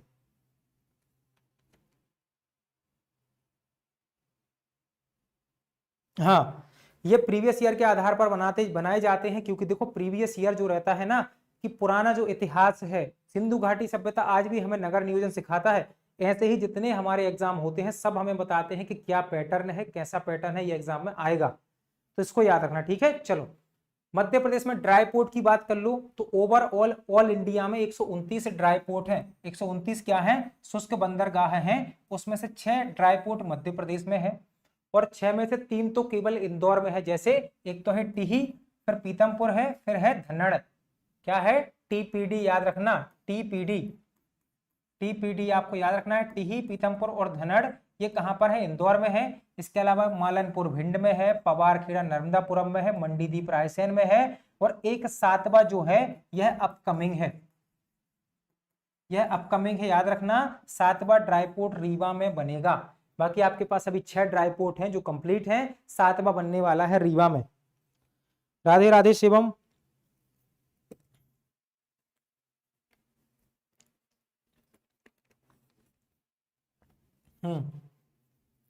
एक योजना है बेटा कर्मयोगी योजना, उस पर हर विभाग का कितने % बजट कम से कम व्यय करना है। कर्मयोगी योजना के लिए कितना % हर विभाग का बजट दिया जाएगा, कमेंट करके बताओ। ये मैंने आपको बताया था, तो ये समझ गए ना ड्राई पोर्ट के बारे में। चलो मध्य प्रदेश में सड़क की बात कर लो, सड़क की बात कर लो। यूं ही चला चल रही, यूं ही चला चल रही, जीवन गाड़ी है समय पहिया।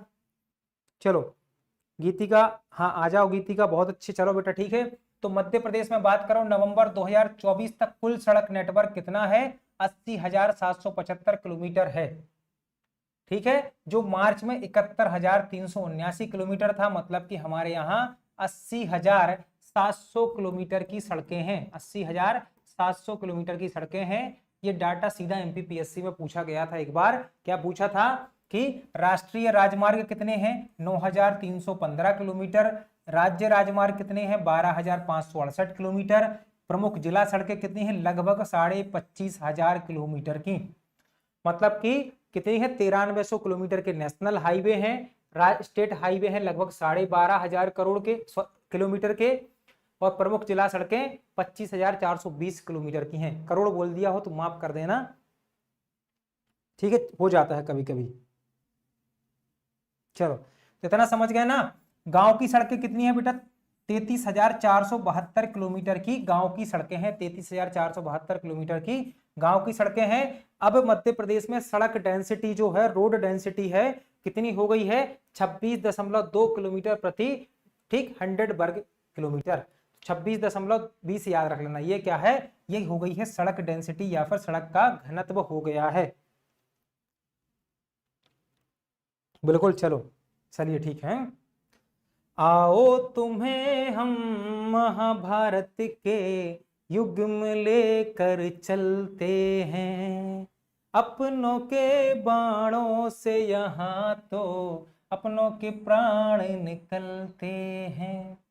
मध्य प्रदेश में सबसे लंबे नेशनल हाईवे, मध्य प्रदेश में सबसे लंबे नेशनल हाईवे बेटा याद रखो NH46 सबसे लंबा है, फिर 44, फिर 47 और ये पेपर में आ सकते हैं। NH46 याद रखना ग्वालियर से बैतूल तक जाता है, 634 किलोमीटर है। NH46 याद रख लो, जीबी ग्वालियर से बैतूल। ठीक, फिर NH44, NH46 इसका किलोमीटर भी याद रखना NH46 का। बाकी 3 सबसे छोटे बात कर लो, ये वाला अभी 10 दिन पहले एक एग्जाम में आया है। सबसे छोटा कौन सा है, 135 BB जो जमीरा से बड़गड़ जाता है, यूपी एमपी की सीमा, 7.5 किलोमीटर लंबा है। ये आ चुका है। बहुत अच्छे शिवम, बिल्कुल सही है। तो ये आ चुका है एग्जाम में, इसको याद रखें। बाकी देखो NH 339 भी 9 किलोमीटर का है, NH 339 15 किलोमीटर का है और टोटल राष्ट्रीय राजमार्ग है 46। कितने हैं, 46। हाँ बिल्कुल सही बेटा, ठीक है। तो याद रख लो 46, 44 और 47 3 बड़े हैं। बाकी याद रख लो राष्ट्रीय राजमार्ग नंबर ऑफ राष्ट्रीय नेशनल हाईवे कितने हैं, 46 है। चलो बात कर लो एक्सप्रेस वे की। देखो ये जो एक्सप्रेस वे बन रहे हैं मध्य प्रदेश में, इनकी टेबल आपको यहाँ पर डाल दी गई है, ठीक है। तो आपको इनको देख लेना। बाकी मैं एक बार बता देता हूँ, अटल प्रगति पथ या फिर चंबल एक्सप्रेस वे जो कोटा, ग्वालियर और इंदौर से गुजरेगा। कहां से, कगई से गुजरेगा, कगई याद रख लो, कोटा, ग्वालियर, इंदौर ये ट्रैक है, याद रख लो कगई, 299 किलोमीटर है। इसके बाद मालवा निर्माण पथ है जो इंदौर, धार और कहां पर, अलीराजपुर से गुजरेगा। ये आपको याद रखना 450 किलोमीटर है। नर्मदा प्रगति पथ अमरकंटक, अलीराजपुर से। विंध्य एक्सप्रेस वे भोपाल से सिंगरौली। बुंदेलखंड विकास पथ झांसी, ललितपुर, देवास, सागर से गुजरने वाला है। और मध्य भारत विकास पथ यह सीधी सतना, रीवा, पन्ना, कटनी, छिंदवाड़ा, सिंगरौली कॉरिडोर से गुजरेगा। तो ये सब के सब आपको रट लेने हैं, याद कर लेना। इनकी मैं आपको टेबल दे दूंगा। ठीक है भाई आदित्य, रीसेट हो गई है, न्यू बनाई है, कोई दिक्कत की बात नहीं। शिवम कोई भी आईडी से देखो, कोई दिक्कत की बात नहीं बेटा, अपन को बस देखना है, पढ़ना है, इतना करना है। तो ये आपके ऊपर है ये वाला, ठीक है। बाकी कल मैं इससे क्वेश्चन पूछूंगा आपसे क्लास में, तब बनने चाहिए ये वाले क्वेश्चन। तो ये जिम्मेदारी आपकी है कि आप इसको याद करके आओगे, क्योंकि कल मैं इनकी सबकी आपसे लंबाई पूछूंगा क्लास में, ठीक है। चलो इतना क्लियर हो गया। अब मध्य प्रदेश में रेलवे की बात कर लो। मध्य प्रदेश में रेलवे कनेक्टिविटी में देखो तो 6 रेलवे जोन मध्य प्रदेश से होकर जाते हैं। कितने? 6 रेलवे जोन मध्य प्रदेश से होकर जाते हैं। तो यहां पर याद रखो, देखो लिखा हुआ है 6 रेलवे जोन जाते हैं। अब ये रेलवे जोन है भाई, पूर्व पश्चिम मध्य रेलवे, पश्चिम रेलवे, दक्षिण पूर्व मध्य रेलवे, उत्तर मध्य रेलवे, मध्य रेलवे और पूर्व मध्य रेलवे। तो ये आपको एक बार देख लेना, याद हो जाएंगे। देखो 31 दिसंबर 2024 तक मध्य प्रदेश में रेलवे की लंबाई है 5196 किलोमीटर। इसको याद रख लो, ये बहुत इंपॉर्टेंट है। 5196 किलोमीटर की क्या है मध्य प्रदेश में ये रेलवे की लंबाई है। एक स्टेशन एक उत्पाद योजना चलाई जा रही है। 57 स्टेशन से 57 उत्पाद लिए हैं, 57 स्टेशन से 57 उत्पाद इसमें लिए हैं। हाँ बेटा पीडीएफ मिल जाएगी आपको, टेलीग्राम पर मिलेगी, एमपी एग्जाम एकेडमी के फ्री व्हाट्सएप ग्रुप पर मिलेगी। डिस्क्रिप्शन में लिंक दी हुई टेलीग्राम की ज्वाइन कर लेना आप लोग। बहुत अच्छे शुभम, बिल्कुल सही है। तो ये याद रखना 57 स्टेशन 57 उत्पाद, 57 स्टेशन से 57 उत्पाद चयन किए गए हैं। बस पेपर में आना बाकी है इसको, तो ये पेपर में आएगा।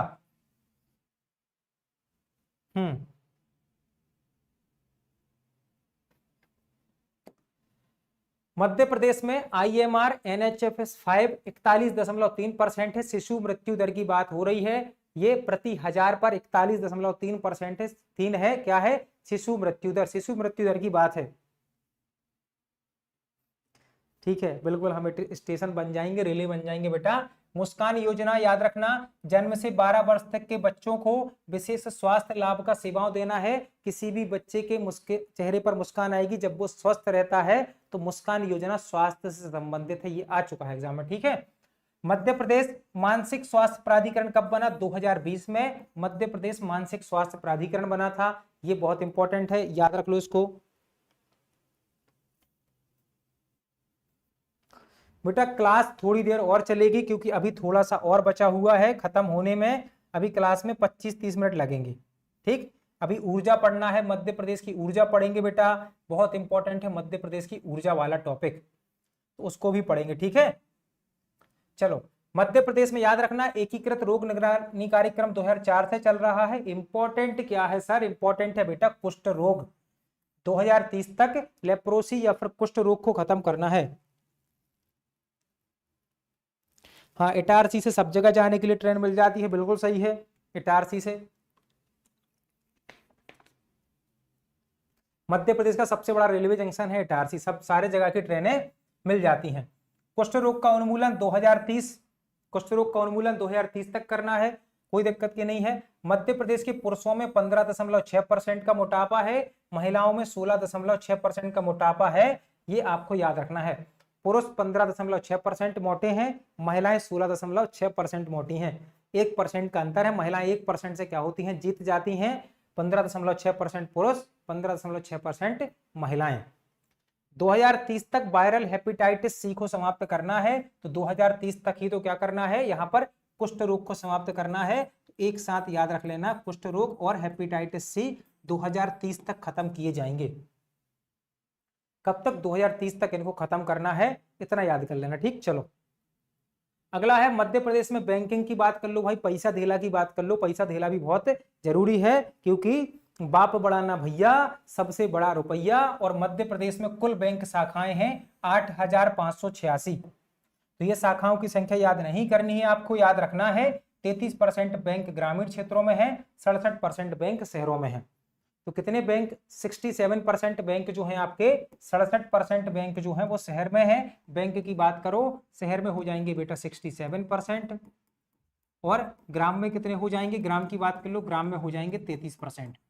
ये है बैंक की संख्या। ठीक है, सबसे ज्यादा ऋण जमा अनुपात मतलब कि क्रेडिट डिपॉजिट रेशियो सबसे ज्यादा कहां है, ये मिलेगा आपको। सबसे ज्यादा ऋण जमा अनुपात की बात करो तो ऋण जमा अनुपात आपको ऐसे याद रख लेना बस, ठीक, ऋण जमा अनुपात तो ये मिलेगा, सबसे ज्यादा मिलेगा आगर मालवा में, आगर मालवा में, और न्यूनतम कहां मिलेगा बेटा, ये मिलेगा सिंगरौली में।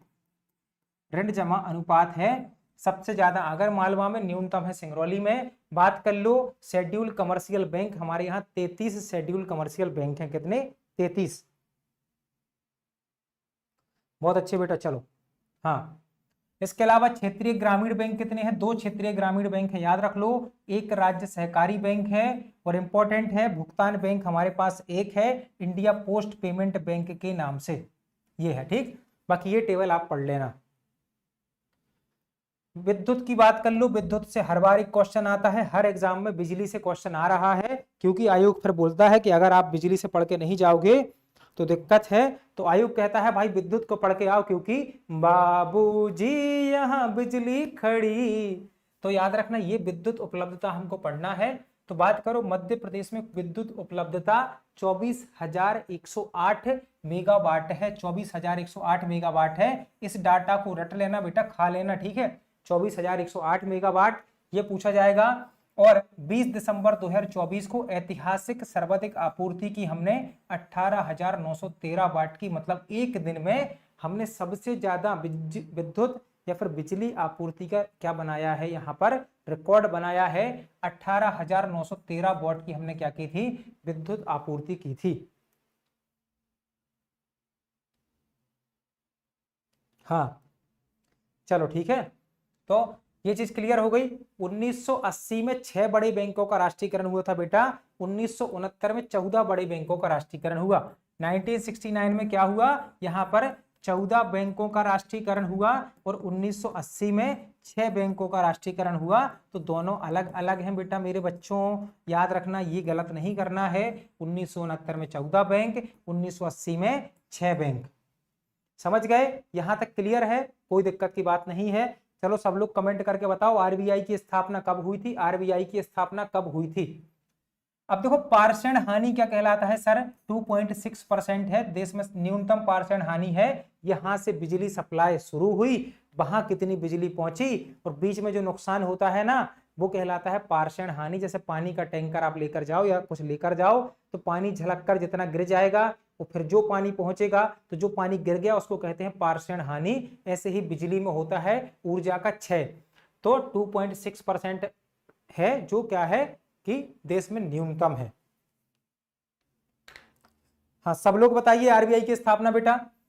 Revamped distribution sector scheme, RDSS का फुल फॉर्म है रिवैम्प्ड डिस्ट्रीब्यूशन सेक्टर स्कीम, जिसके तहत 2025-26 तक ठीक निर्बाध विद्युत आपूर्ति करना है। इस योजना के तहत भाई बिना किसी रुकावट के लगातार विद्युत सप्लाई होनी चाहिए, मध्य प्रदेश में यह कहा गया है।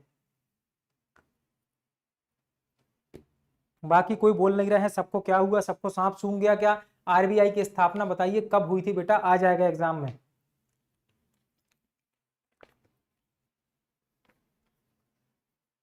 सुमन ने बोला 1 जुलाई 1935। चलो बाकी लोग आंसर दो। नवीकरणीय ऊर्जा में प्रगति देख लो, अभी हाल ही में आया था। पिछले 12 वर्षों में मध्य प्रदेश में ऊर्जा उत्पादन में 14 गुना वृद्धि हुई है। ऐसा पूछा गया था प्रति व्यक्ति आय में जब 4 गुना बढ़ी थी।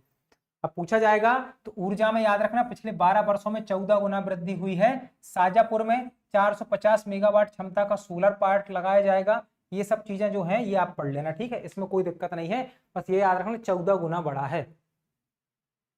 इंपॉर्टेंट ये है कि मध्य प्रदेश अक्षय ऊर्जा आपूर्ति के मामले में 6वें नंबर पर है। नवीकरणीय ऊर्जा में कौन से नंबर पर है? कुल अक्षय ऊर्जा में 6वें स्थान पर है। तो मध्य प्रदेश का स्थान कौन सा है? 6वां स्थान है। चलो ये चीज क्लियर हो गई। मध्य प्रदेश में ठीक याद रखना 61,660 मेगावाट की क्या है? सौर क्षमता है। मध्य प्रदेश में 61,660 मेगावाट की क्या है, सौर क्षमता है, ये याद रखो। और ये पूरे देश का 8.2% है। मध्य प्रदेश पूरे देश का 8.2% क्या करता है, सौर ऊर्जा उत्पादित करता है। और मध्य प्रदेश का इसमें चौथा स्थान है, 4th स्थान पर मध्य प्रदेश है। कौन से पर है, 4th स्थान पर मध्य प्रदेश है। बहुत अच्छे आंसर सबके आ गए, हाँ आ गए, थैंक यू टैग बिट्स। ठीक है, अब देखो बेटा याद हुई थी 1 अप्रैल 1935, याद रखना सुमन, जुलाई नहीं है बेटा। 1 अप्रैल 1935 को आरबीआई की स्थापना हुई और 1 जनवरी 1949 को आरबीआई का राष्ट्रीयकरण हुआ। 1 अप्रैल 1935 को क्या हुई, स्थापना, और 1 जनवरी 1949 को राष्ट्रीयकरण, इसको याद रखना। ठीक है, चलो तो इतना समझ गए ना हम। नवीकरणीय ऊर्जा आपूर्ति में 6वें नंबर पर है। सौर ऊर्जा देश का 8.2% हम देते हैं। और कौन सा हम देते हैं, मतलब मध्य प्रदेश देता है। और स्थान कौन सा है इसमें, चौथा स्थान है। तो यहाँ पर लिखा हुआ है मध्य प्रदेश की रैंक। पवन ऊर्जा में देखो बेटा 8वीं रैंक है पवन ऊर्जा में, दोनों में है, जमीन से 120 मीटर ऊपर और 150 मीटर ऊपर ऐसे। ठीक, माइक्रो पावर में कौन सा है, चौथा नंबर है। बायोमास मध्य प्रदेश में लागू नहीं होता। और सौर ऊर्जा में चौथा स्थान है। समझ गए ना। तो सौर ऊर्जा में, माइक्रो पावर में और कितना है, चौथा स्थान है। पवन ऊर्जा में 8वां है। ओवरऑल नवीकरणीय ऊर्जा में 6वां स्थान है। कोई दिक्कत नहीं बेटा, ठीक है, अब याद रख लेना। ठीक है, चलो अब देखो यहां पर ये क्वेश्चन अभी पूछा एमपीपीएससी ने लास्ट वीक, और ये मैंने आपको पढ़ाया था, मई के महीने में पढ़ा दिया था, और ये अभी पूछा जा रहा है।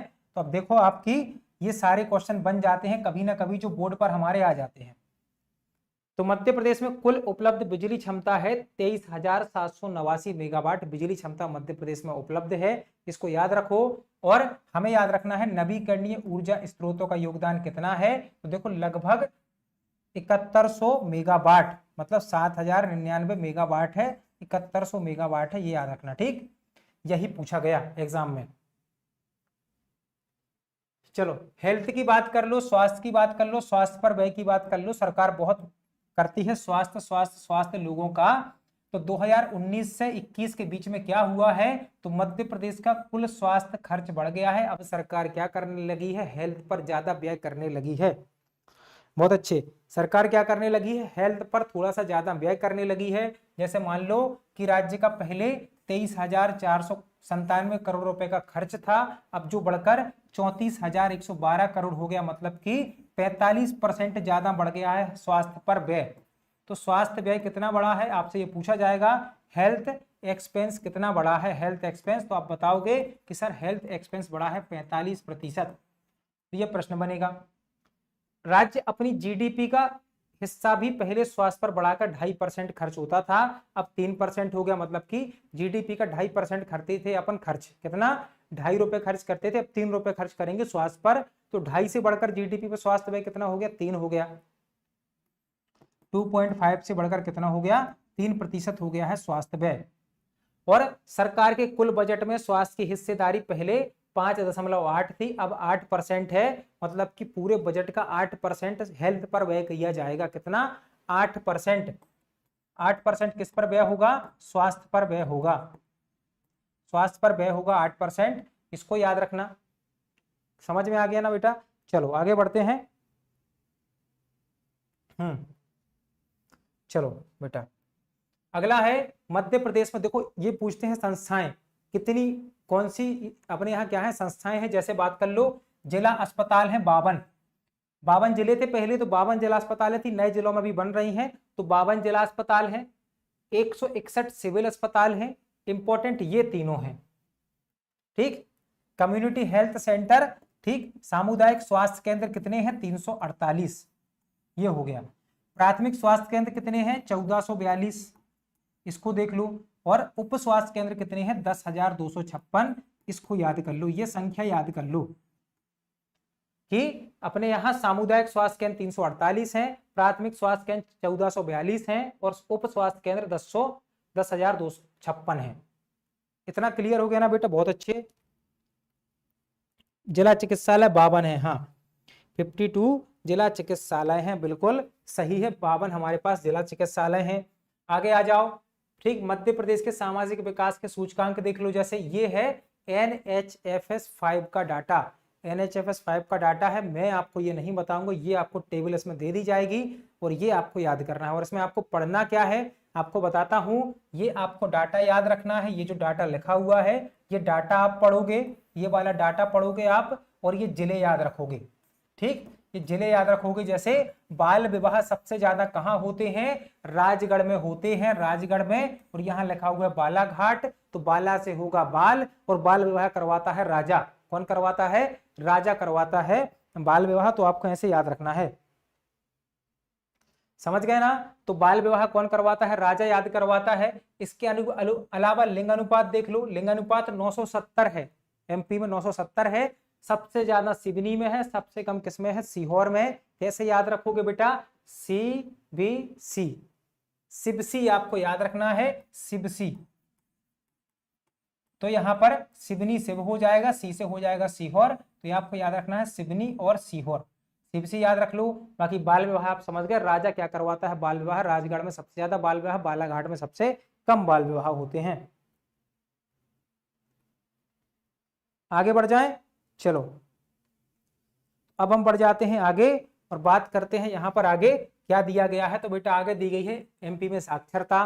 तो हम सबको पता है 2001 में साक्षरता 63.7 थी, 2011 में बढ़कर 69.3 हो गई। यहाँ पर क्वेश्चन कैसे आने लगे हैं, अब ऐसे आने लगे हैं बेटा कि 2001 से 2011 में कितने परसेंट का अंतर आया है। देखो 5.6% की वृद्धि हुई है, इनको माइनस करोगे 5.6% आ जाएगा, मतलब इतनी साक्षरता बढ़ी है। पुरुष एवं महिला साक्षरता की बात करो, पुरुष साक्षरता 78.7% है, महिला साक्षरता 59.2% है। मतलब इन दोनों में भी क्या है, अंतर है, इन दोनों में भी अंतर है ना, याद रखना। तो इन दोनों का अंतर लगभग 19% के आसपास है। अनुसूचित जनजाति की साक्षरता, ये तो भैया जनजाति तो आपके सिलेबस में पक्की कर दी गई है, तो याद रखना इनकी कुल साक्षरता 50.6% है। पुरुषों में 59.6%, महिलाओं में 41.5%। मतलब यहाँ पर 50 में 9.5 जोड़ो तो 59.5 बन जाएगा, 9.5 माइनस करो तो 8.5 माइनस करो तो 41.5 बन जाएगा। तो ये याद रख लो, ठीक है। बाकी आपको योजनाओं की एक अलग क्लास दी जाएगी, योजनाओं की एक अलग क्लास रहेगी, 1 घंटे की सारी योजनाएं पढ़ा दी जाएंगी। यहाँ पर देखो मध्य प्रदेश में 18 यूनिवर्सिटी है राज्य स्तर, एक ओपन यूनिवर्सिटी है, ये भोपाल की है भोज यूनिवर्सिटी। फिर निजी विश्वविद्यालय 54 पढ़ेंगे, 2 अपने यहाँ है सेंट्रल यूनिवर्सिटी, एक तो है भाई हरि सिंह वाली और एक है इंदिरा गांधी वाली। तो 2 क्या है हमारे यहाँ केंद्रीय विद्यालय, 2 हैं, बस इतना याद रख लो।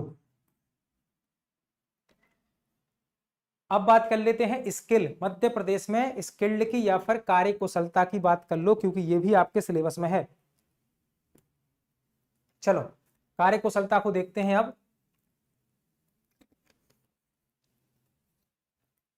कार्यकुशलता क्या है, काम करने की क्षमता।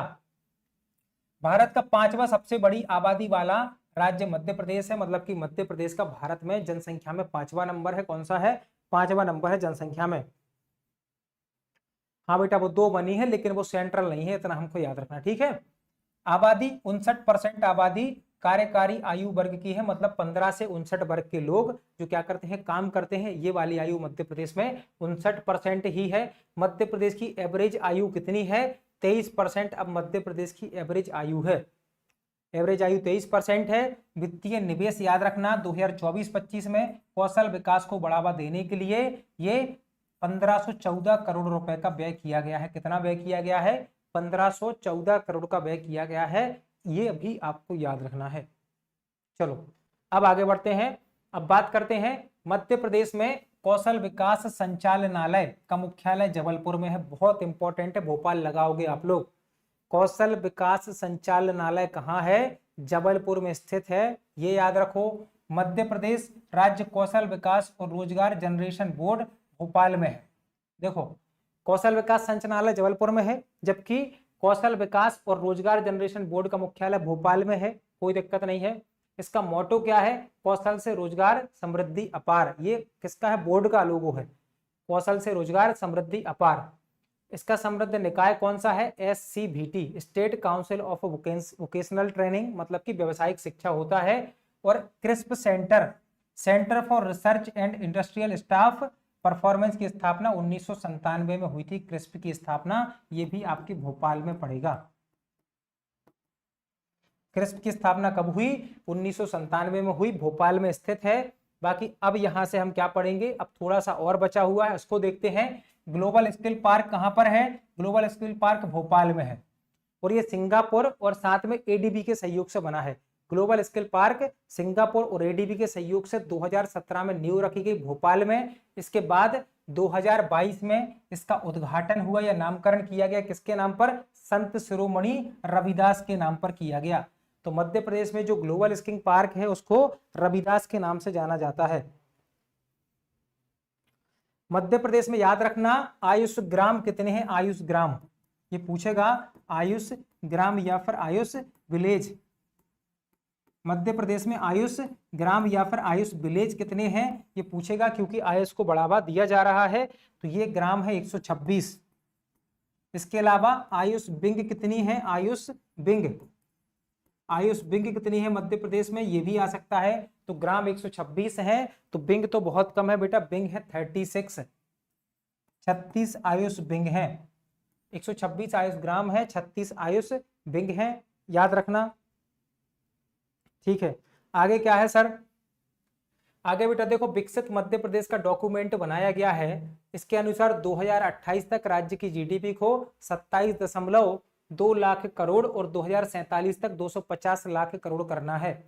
2028 तक मध्य प्रदेश की जीडीपी को कितना ले जाना है? 27.2 लाख करोड़ ले जाना है, और 2047 तक 250 लाख करोड़ ले जाना है। 2023 में भोपाल में ई गवर्नेंस पर राष्ट्रीय सम्मेलन हुआ। ई गवर्नेंस राष्ट्रीय सम्मेलन 2023 में भोपाल में हुआ था, याद रखना, ये आ जाएगा। और राष्ट्रीय गुड गवर्नेंस इंडेक्स में मध्य प्रदेश का देश में पहला स्थान रहा है। सुशासन या फिर अच्छा शासन या गुड गवर्नेंस में मध्य प्रदेश पहले स्थान पर रहा है। चलिए, विक्रमपुरी उद्योग क्षेत्र कहां है बेटा? बताओ कमेंट करके, विक्रमपुरी कहां है? विक्रमपुरी उद्योग क्षेत्र कहां है? क्योंकि इसको सबसे स्वच्छ उद्योग क्षेत्र का दर्जा मिला है। स्वच्छ उद्योग क्षेत्र का दर्जा मिला है। बताओ विक्रमपुरी उद्योग क्षेत्र कहां है? कमेंट करके बताओ। चलो, भारत को नागरिक ई सर्विस उपलब्ध कराने में मध्य प्रदेश का चौथा स्थान है, मतलब कि इलेक्ट्रॉनिक सर्विस उपलब्ध कराने में मध्य प्रदेश चौथे नंबर पर है ऑल इंडिया में, ये तो पता है। नीति आयोग के राजकोषीय स्वास्थ्य सूचकांक फिजिकल हेल्थ इंडेक्स में मध्य प्रदेश 9वें नंबर पर है। मध्य प्रदेश ठीक राजकोषीय स्वास्थ्य सूचकांक में 9th नंबर पर है। ठीक है, इसके अलावा बिजनेस रिफॉर्म एक्शन प्लान 2022 के सफल क्रियान्वयन हेतु केंद्र सरकार ने मध्य प्रदेश को टॉप अचीवर घोषित किया है। बहुत अच्छे उज्जैन आंसर दिया है आप लोगों ने, बिल्कुल सही है।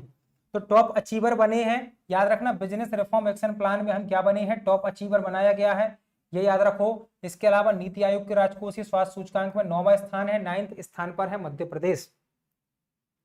चलो, ये कुछ एक्स्ट्रा फैक्ट हैं, अब इनको देखते हैं, उसके बाद क्लास अपनी खत्म हो जाएगी। चितरंगी सिंचाई परियोजना है सिंगरौली में। कहां पर है? चितरंगी सिंचाई परियोजना सिंगरौली में है बेटा, याद रखो। मध्य प्रदेश व महाराष्ट्र के बीच एक परियोजना है, ताप्ती बेसन मेगा रिचार्ज परियोजना। ताप्ती नदी की जो रिचार्ज परियोजना है, यह विश्व की सबसे बड़ी ग्राउंड रिचार्ज परियोजना है, मतलब जल को पुनः भरण करने की, पुनर्भरण करने वाली परियोजना। बहुत अच्छे, विक्रमपुरी उज्जैन में है। कैन बेतवा लिंक परियोजना मध्य प्रदेश यूपी की परियोजना है। इसके अलावा पार्वती काली सिंध चंबल लिंक परियोजना मध्य प्रदेश और राजस्थान की है। उसके बाद ये तीसरी परियोजना है जो हमको याद रखनी है। ई वारंट और ई समन लागू करने वाला पहला राज्य मध्य प्रदेश है भाई, इलेक्ट्रॉनिक रूप से होगा सब। गरीब कल्याण मिशन 2028 चलाया जा रहा है, गरीब कल्याण मिशन 2028, मतलब 2028 तक गरीबी को खत्म कर देना। और इंपॉर्टेंट है, 15 जनवरी 2024 को ये शुरू हुआ, लेकिन इसकी घोषणा बेटा, इसकी घोषणा 2024 में हुई थी। तो दोनों में बहुत अंतर है। एक तो आपसे पूछ लेगा कि घोषणा कब हुई, तो घोषणा तो 2024 में हुई, शुरू कब हुआ? शुरू हुआ 15 जनवरी 2025 से। और इसका कार्यान्वयन कौन कर रहा है? पंचायत एवं ग्रामीण नगरीय विकास, दोनों विभाग मिलकर कर रहे हैं। धन्यवाद आदित्य जी, बिल्कुल जितने भी फैक्ट हमने बताए हैं इन सबको अपने दिमाग में बिठा लेना, क्योंकि ये फैक्ट दिमाग में आते हैं, दिल में नहीं आते हैं। उल्टा हो जाएगा लेकिन, ठीक है। ये क्या करते हैं, दिमाग में आ जाते हैं, दिमाग में नहीं आते लेकिन दिल में आते हैं। हमें इनको दिमाग में बिठाना है।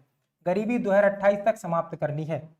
चलो यहां पर देखो, सोलर रूफटॉप की स्थापना मिशन मोड में 2025-26 तक करनी है। सोलर रूफटॉप कब तक स्थापित करने हैं, 2025-26 तक सोलर रूफटॉप स्थापित करने हैं। 2024 को गौ रक्षा वंश दिवस मनाया जाता है, ये वर्ष भी इस दिन मनाया गया। मध्य प्रदेश का एक उद्योग कार्यालय कोयम्बटूर में खोला जाएगा। समझ गए ना। चलो बेटा, यहां पर आ गया है एफएसओ वालों के लिए भाई नोट्स, टेस्ट सीरीज और इंग्लिश हिंदी दोनों वाले नोट्स अवेलेबल हैं, इनको याद रखें। इसके अलावा हमारे जो प्रीलिम्स के नोट्स हैं वो तहलका मचाने के लिए, तबाही मचाने के लिए आने वाले हैं। ठीक दिवाली पर ये धमाका होगा। क्या होगा, दिवाली पर यहाँ पर ये लॉन्च कर दिए जाएंगे और दिवाली पर आपको बता दिया जाएगा कि कब क्या करना है, कैसे ये आपको उपलब्ध होंगे। सब कुछ आपको एक हफ्ते में 10 दिन में पता चल जाएगा और ये नोट्स आपके पास होंगे। और ये 100% फिक्स है कि पेपर यहां से आएगा और आप लोग जरूर इससे, ठीक, हाँ पंचायत के भूषण भाई और हम विनोद, ठीक है चलिए कोई दिक्कत नहीं है। लेकिन देखो भूषण भाई जीते, भूषण भाई जीते, कुछ भी कहो भूषण भाई जीते जरूर थे। ऐसे ही आप सब लोग क्या करना बेटा, विनोद सबको जीतना है। ए भैया हमारा दिन कब आएगा रे भैया। चलो क्या करो छोटू, सबको एक एक चाय बुलाओ भैया, एक एक बिस्कुट और बोल दीजिए ना, एक एक बिस्कुट हो सबको दो, बोलते ना ऐसे पंचायत में। अब एक चीज और है बेटा, जितना थोड़ा सा इकोनॉमिक्स का बचा हुआ है, योजनाएं बची हुई हैं, एग्रीकल्चर थोड़ा सा बचा हुआ है, इसको हम सेपरेट क्लास में करेंगे क्योंकि वो बहुत ज्यादा इंपॉर्टेंट है। 1-2 क्वेश्चन वहां से आते हैं।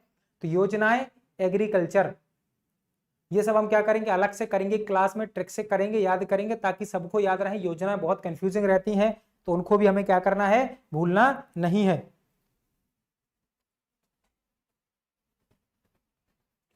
बाकी चलते हैं, ये क्लास आप लोग देख लेना, बढ़िया इसको पढ़ लेना। आपका यहाँ से लगभग 98% के आसपास कवर हो चुका है। जो 2% की चीजें हैं उनको हम अलग से पढ़ेंगे, ठीक है। चलिए, यूटीडी सागर कब बना, 1946 में सागर विश्वविद्यालय की स्थापना हुई वीरेंद्र जी, 1946 में हुई थी। 2 कप चाय बुलाया जाए, एक ठो बिस्कुट भी लाया जाए। चलिए, तो जितने भी नए स्टूडेंट हैं सब चैनल को सब्सक्राइब कर लें, वीडियो को लाइक करें और शेयर करें, कमेंट करना ना भूलें। और जितने भी आपके दोस्त हैं, चाहे वो एफएसओ की तैयारी कर रहे हैं, ईएसबी या व्यापम की तैयारी कर रहे हैं, पीएससी की तैयारी कर रहे हैं, ये क्लास सबको शेयर कर दें आप लोग, ताकि सब लोग इससे पढ़ पाएं, ठीक है। चलिए चलते हैं, सब लोग बढ़िया पढ़ते रहें, स्वस्थ रहें, मस्त रहें। और हाँ, सबसे इंपॉर्टेंट बात यह है कि चैनल को सब्सक्राइब कर लेना। सुबह 9 बजे करंट अफेयर्स, सुबह 9 बजे करंट अफेयर्स की क्लास, सुबह 9 बजे करंट अफेयर्स की क्लास, 2 बजे जीएस की क्लास, 2 बजे जीएस की क्लास होती है। और कल से हमारी जो 9:30 वाली क्लास है रात की 9:30 वाली क्लास ज्यों के त्यों चलने वाली है। 9:30 वाली क्लास कल से ज्यों के त्यों चलेगी, एमसीक्यू वाली क्लास। तो ये 3 खुराक आपको एक दिन में लेनी है, आपको मजा आ जाएगा, ठीक है। चलिए चलते हैं, कल मिलेंगे। शुभ रात्रि।